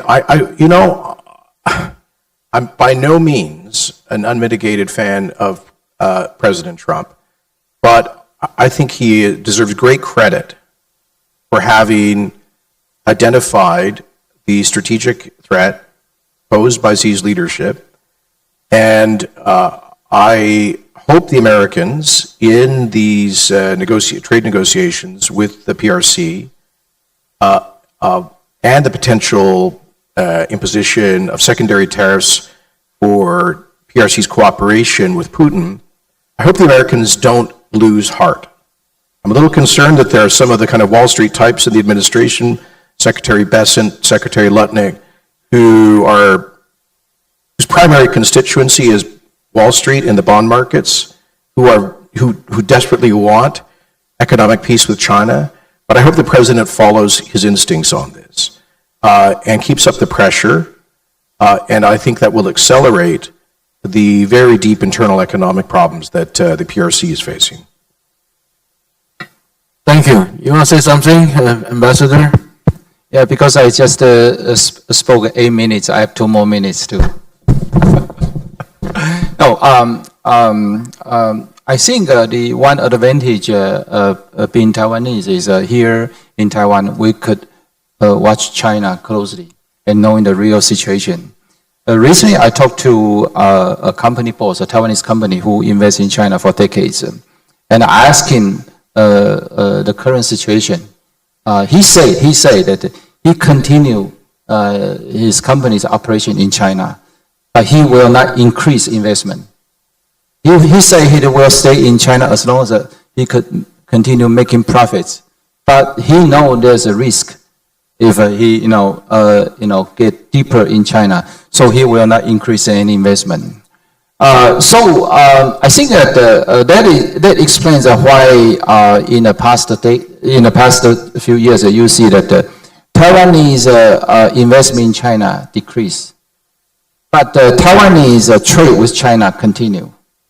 Okay, and but in the long term, I think that China is still in recession. This is a very, very important signal, to us. But on the other hand, if you look at China's leadership, and whether Xi Jinping and the CCP is in a very strong and solid position, I think so far still yes.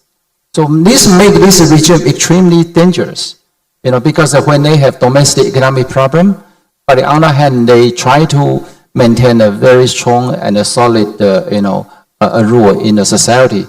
This will make them more aggressive. Yeah. But so far, I think that most countries in this region, I mean in Asia, they consider the current strategic situation as a strategic rivalry between China and the US. And particularly for small countries, they don't want to take risk. As long as they can benefit from doing business with China and the US, they will continue to maintain relations with both sides. But Taiwan has no choice. Taiwan has no option. What Taiwan can do? Of course, that we still do business with China, but China is never our friend. Yeah, and the US, we know that this current situation. That is why I didn't say earlier, but right now I want to say I hope that particular countries like India could play a more important role, in enhancing the security situation in the region. And of course, Japan already do. Yeah, but the other big powers, particularly India, I think is more important. Yeah, thank you, Ambassador.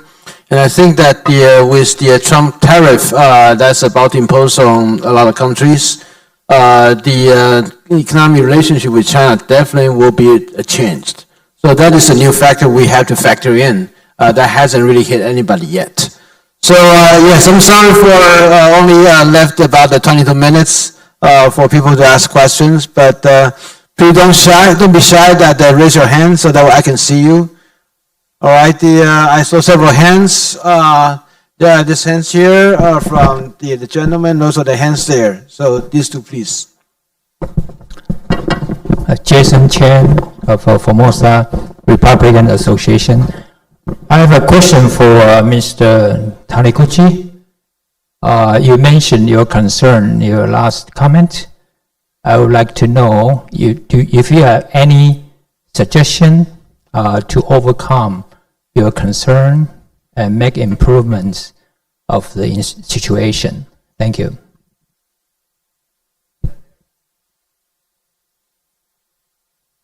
Thank you, moderator. This is Domingo Yang from INDSR. I have a question for Professor Taniguchi. Thank you, sir, for your wonderful remarks. I think it is reported that the U.S. government, Bridge Kobe, has requested Japan and Australia to clarify their roles and responsibilities during Taiwan contingency.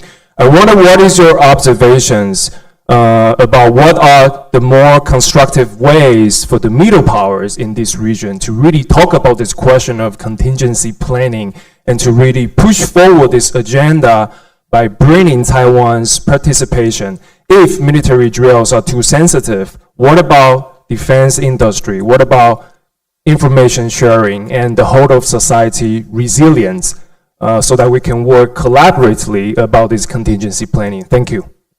Thank you. We also have another gentleman, I think he's from Ukraine, right? Indeed. Sviatoslav Yurash, youngest member of parliament of Ukraine. My question is about different flashpoints in Indo-Pacific region. The whole world was watching with the Cambodia-Thailand border conflict in recent weeks, but I'm very keen to hear your opinions about other potential flashpoints. As we have seen, for example, the Korean question, and we've seen North Korean soldiers deployed in Russian effort to take over our country. We know of countless civil wars that are spilling from Myanmar into different countries all around it.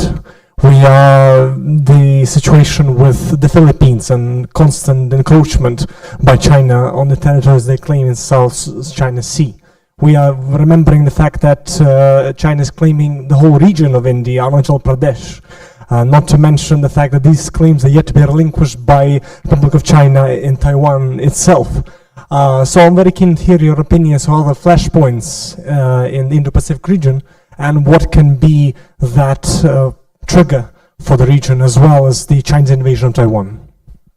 Sorry, but do you have anyone you want them to answer your question? You have a fabulous panel full of different experts. So you ask everyone? Basically, I'm sure each and every one of these experts can voice their opinion on these conflicts, which in Indo-Pacific region, sadly, are plentiful. Okay, all right. Thank you. And also, by the way, welcome our Ukrainian friends here. Thank you very much. We are most honored to be here. All right, right now we have 3 questions. 2 directly has been directed to our very own Dr. Taniguchi. And the last one, I think that invite everyone on the podium to speak. So first, the 2 questions to Dr. Taniguchi, and then everyone, if you want to speak about Ukrainian friends questions. I think it will be a tall order for the Royal Australian Navy to come to rescue Taiwan in times of real contingency. The role to be played by the so-called middle powers in your term in peacetime is to continue to send a powerful signal to the Chinese that, as I said, fulfilling Xi Jinping's version of Chinese dream will cost a lot. And in that sense, the engagement of India and engagement of the UK and others will also be very much important. When it comes to further enriched collaboration between the Taiwanese military and Japanese self-defense forces, one thing that Taiwanese and Japanese share together is this US military presence. And when it comes to US military presence, the host nation's role, that is to say Japan's role, will be very much important. So together with the United States, I think Japan must start the kind of collaboration needed between the Taiwanese and Japanese, perhaps in a low-profile way. Be aware that in Japan, political landscape discourse daily has been under the increasing influence of the Chinese. An increasing number of business leaders voice that we must be more careful in dealing with the Chinese. So it takes a lot of political courage. Nonetheless, the Japanese must start thinking about that by taking advantage of the fact that the Japanese and Americans have been very close.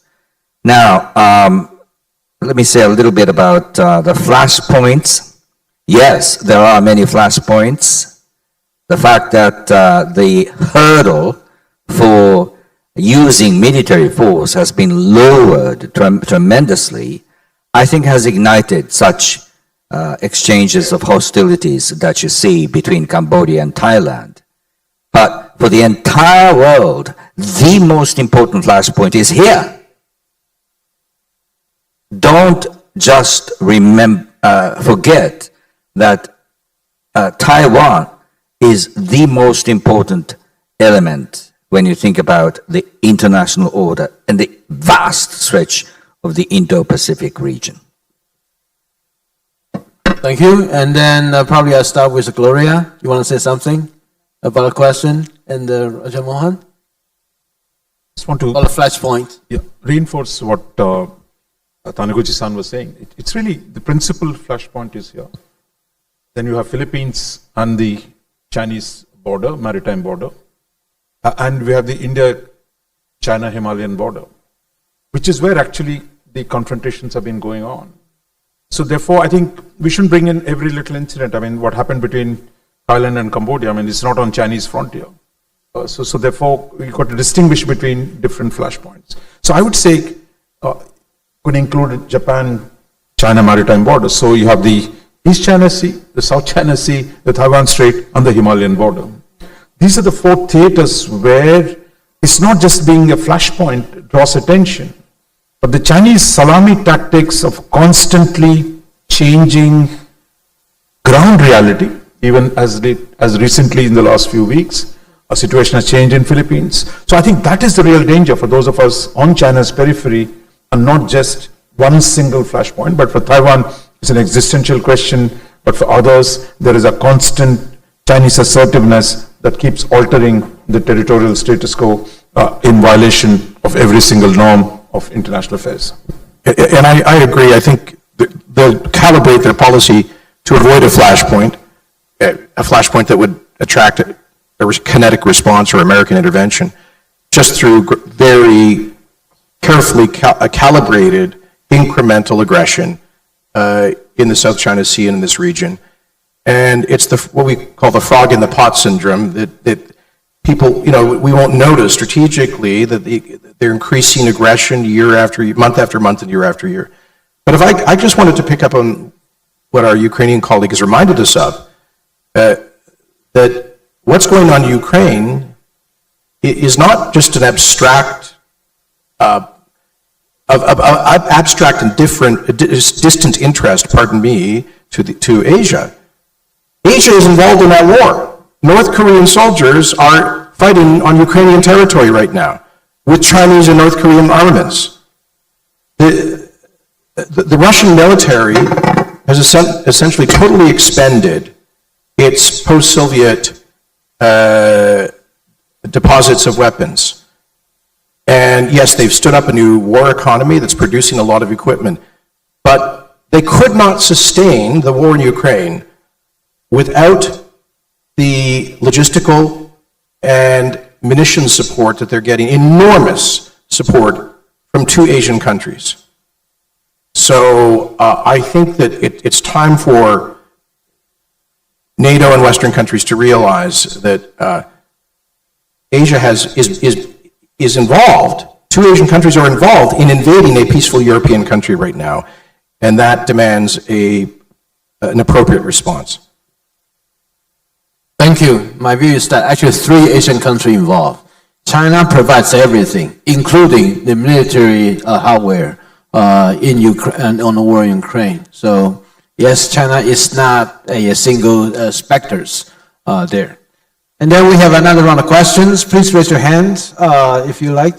Yeah, the first one here, and also there will be another one. Okay, yeah. Hello everyone, I'm Dominic Yang from the University of Missouri in the United States, work in the history department. Great panel. I have a question for all the panelists. Now, maybe this issue will be discussed in the afternoon, but I would like to hear from every one of you if it's possible. Now, you guys talk about that there needs to be more collaboration amongst the maritime democracies. Now, the issue I'm talking about is actually domestic issue, social media, Chinese infiltration, because I think for me, that's the most important, because we are democracies, and in comparison to an authoritarian regime, our particular vulnerability is really the power of that authoritarian regime to shape our public opinion. And for us to actually work together militarily and strategically on military front, we need the support of majority of our citizens. So my question is that, is there any talk about collaboration in terms of experience of how each and every country actually deal with this threat? I know, we all have different history, we all have different culture, and language-wise, the Chinese will influence us differently. I just want to hear from the panelists about this. So that's my question. Thank you very much. All right, thank you. And then with the dignitaries here. Thank you. I'm Anjanette. I'm the ambassador of the Republic of the Marshall Islands. It's truly a pleasure to be here this morning. And my question is to Dr. Tomohiko. And I want to get your thoughts on what you think the role, what your thoughts are on the trend that we're seeing in the Pacific with the increased influence of China, and what that means in terms of security for the Indo-Pacific region.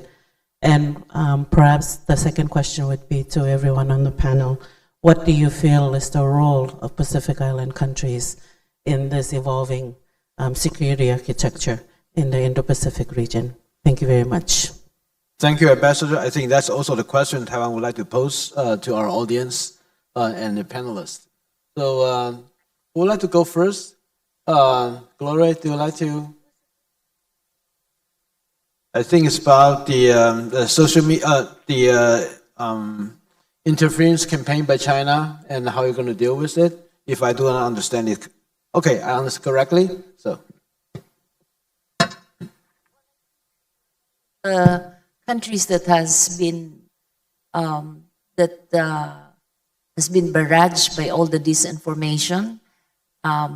It's actually starting to be very, very daunting for the Filipinos to be reading through all the disinformation about our president, the first family, or even some in the legislature and the bureaucracy as well. In fact, Congress tried to legislate the issues of disinformation, but it's like fighting against a very informal group, but very powerful. So what we're currently doing is really to educate our people. Disinformation is something that is in our midst already. And as I said, the last election, the midterm election of the Philippines was one wherein disinformation was really massive, and that's why we came up with the conclusion that it's something that the digital space has been weaponized already.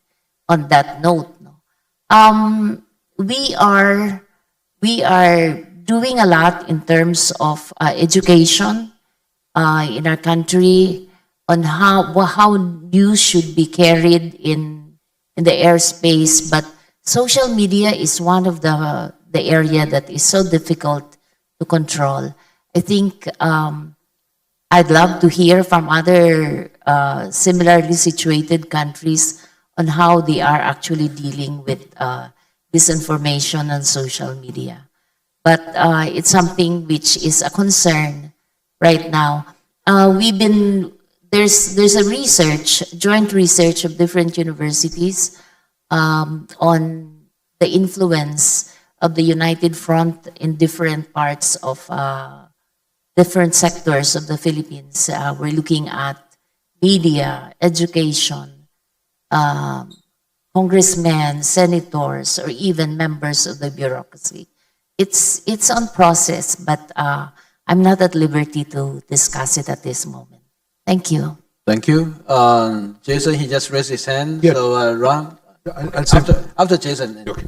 So I just wanted to underscore that in the G7, there is and has been for I think 5 years a rapid response mechanism on disinformation, which contacts of mine in the intelligence communities describe as actually being very effective. And there's also a working group within the Five Eyes, which is the intelligence platform of Canada, the United States, the UK, Australia, and New Zealand to deal with disinformation. So perhaps we need those well-resourced and sophisticated organizations to do more information sharing with like-minded countries.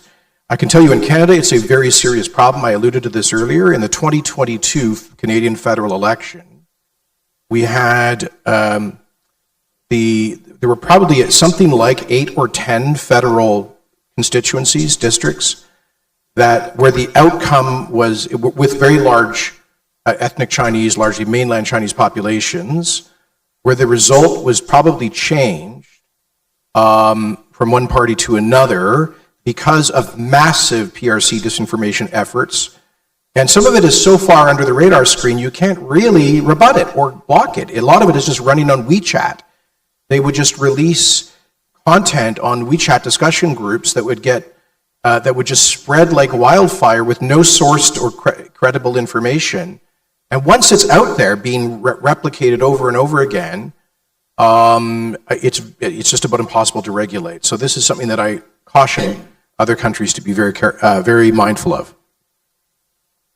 Briefly on the Pacific Island states, I think when we think of them as island states, it's very easy to forget these are very large ocean states, extraordinary, exclusive economic zones, and a whole range of areas to deal with.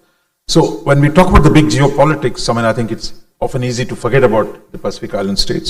But I believe they're a critical node in the current contestation between US and China.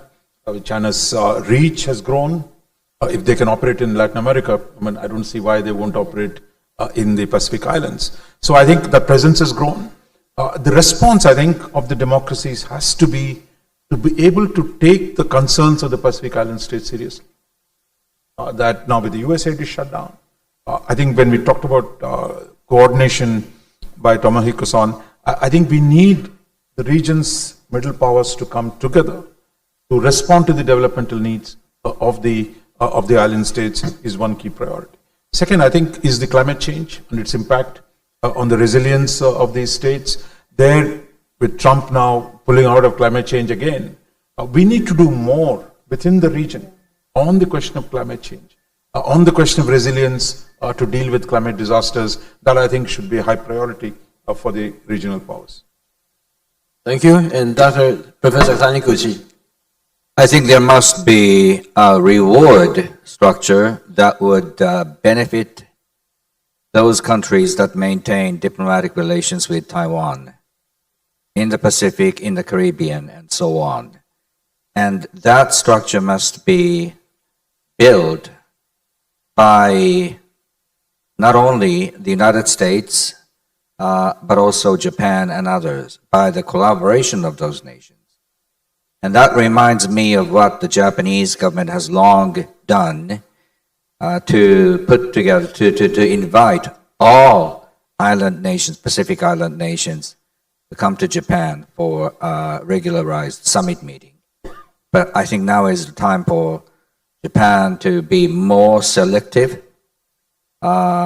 distinguishing those nations that maintain ties with Taiwan from others. And this is the time when the all-encompassing ideas are being questioned. For instance, ASEAN centrality. You know, that's an important mantra we still cherish. However, the reality is there are two ASEAN nations, one very much democratic and another very much falling under the influence of China. So it's a challenge for diplomats and political leaders as well, but let's just face it. Thank you. Ambassador Chen, you'd like to say something? Let me remind you, you're between us and lunch. Okay, well, yeah, regarding the disinformation campaign, actually Taiwan, you know, we are the biggest victim of China's disinformation campaign. And in the past few years, one very important progress we have is that we are now conducting programs called GCTF, Global Cooperation and Training Framework. It was first sponsored by US, but right now I think Canada, Japan, and many other countries also get involved. And so we have different programs and invite other countries to come to Taiwan and to study and try to find appropriate strategies to fight against the disinformation campaign by China. Thank you. Now we are just on time that about to conclude the sessions. So please join me, give a big applause of hands to the panelists on the audience for giving us a very insightful conversation. Thank you very much. Thank you. Many thanks to Dr. Lai for moderating this session. And I'd like to, on behalf of the host, express our sincere appreciation for all our panelists. Thank you very much. Thank you. Ladies and gentlemen, now it's time for lunch and special address. Please note that the next session, panel 2, will start at 2 p.m. this afternoon. For participants with a round sticker on your badge, please follow the staff in the back to the luncheon ballroom. And please remember to always keep your personal belongings and valuables with you. Thank you and see you later. Thank you.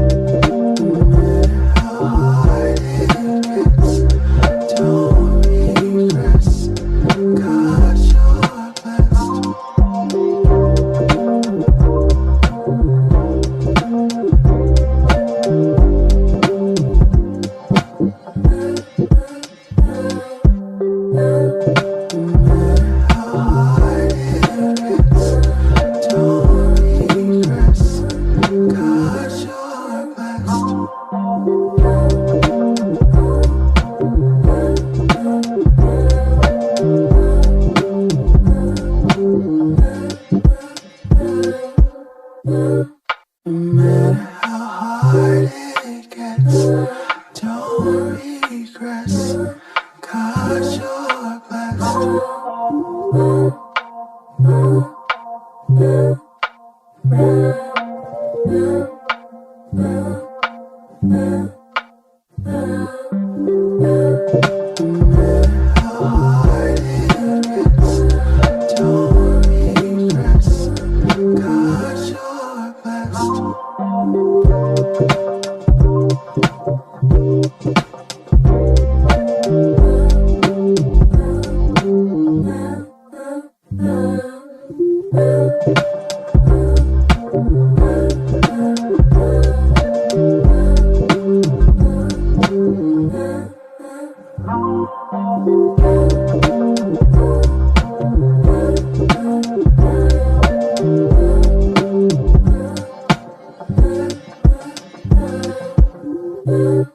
No matter how hard it gets, don't regress, 'cause you're blessed.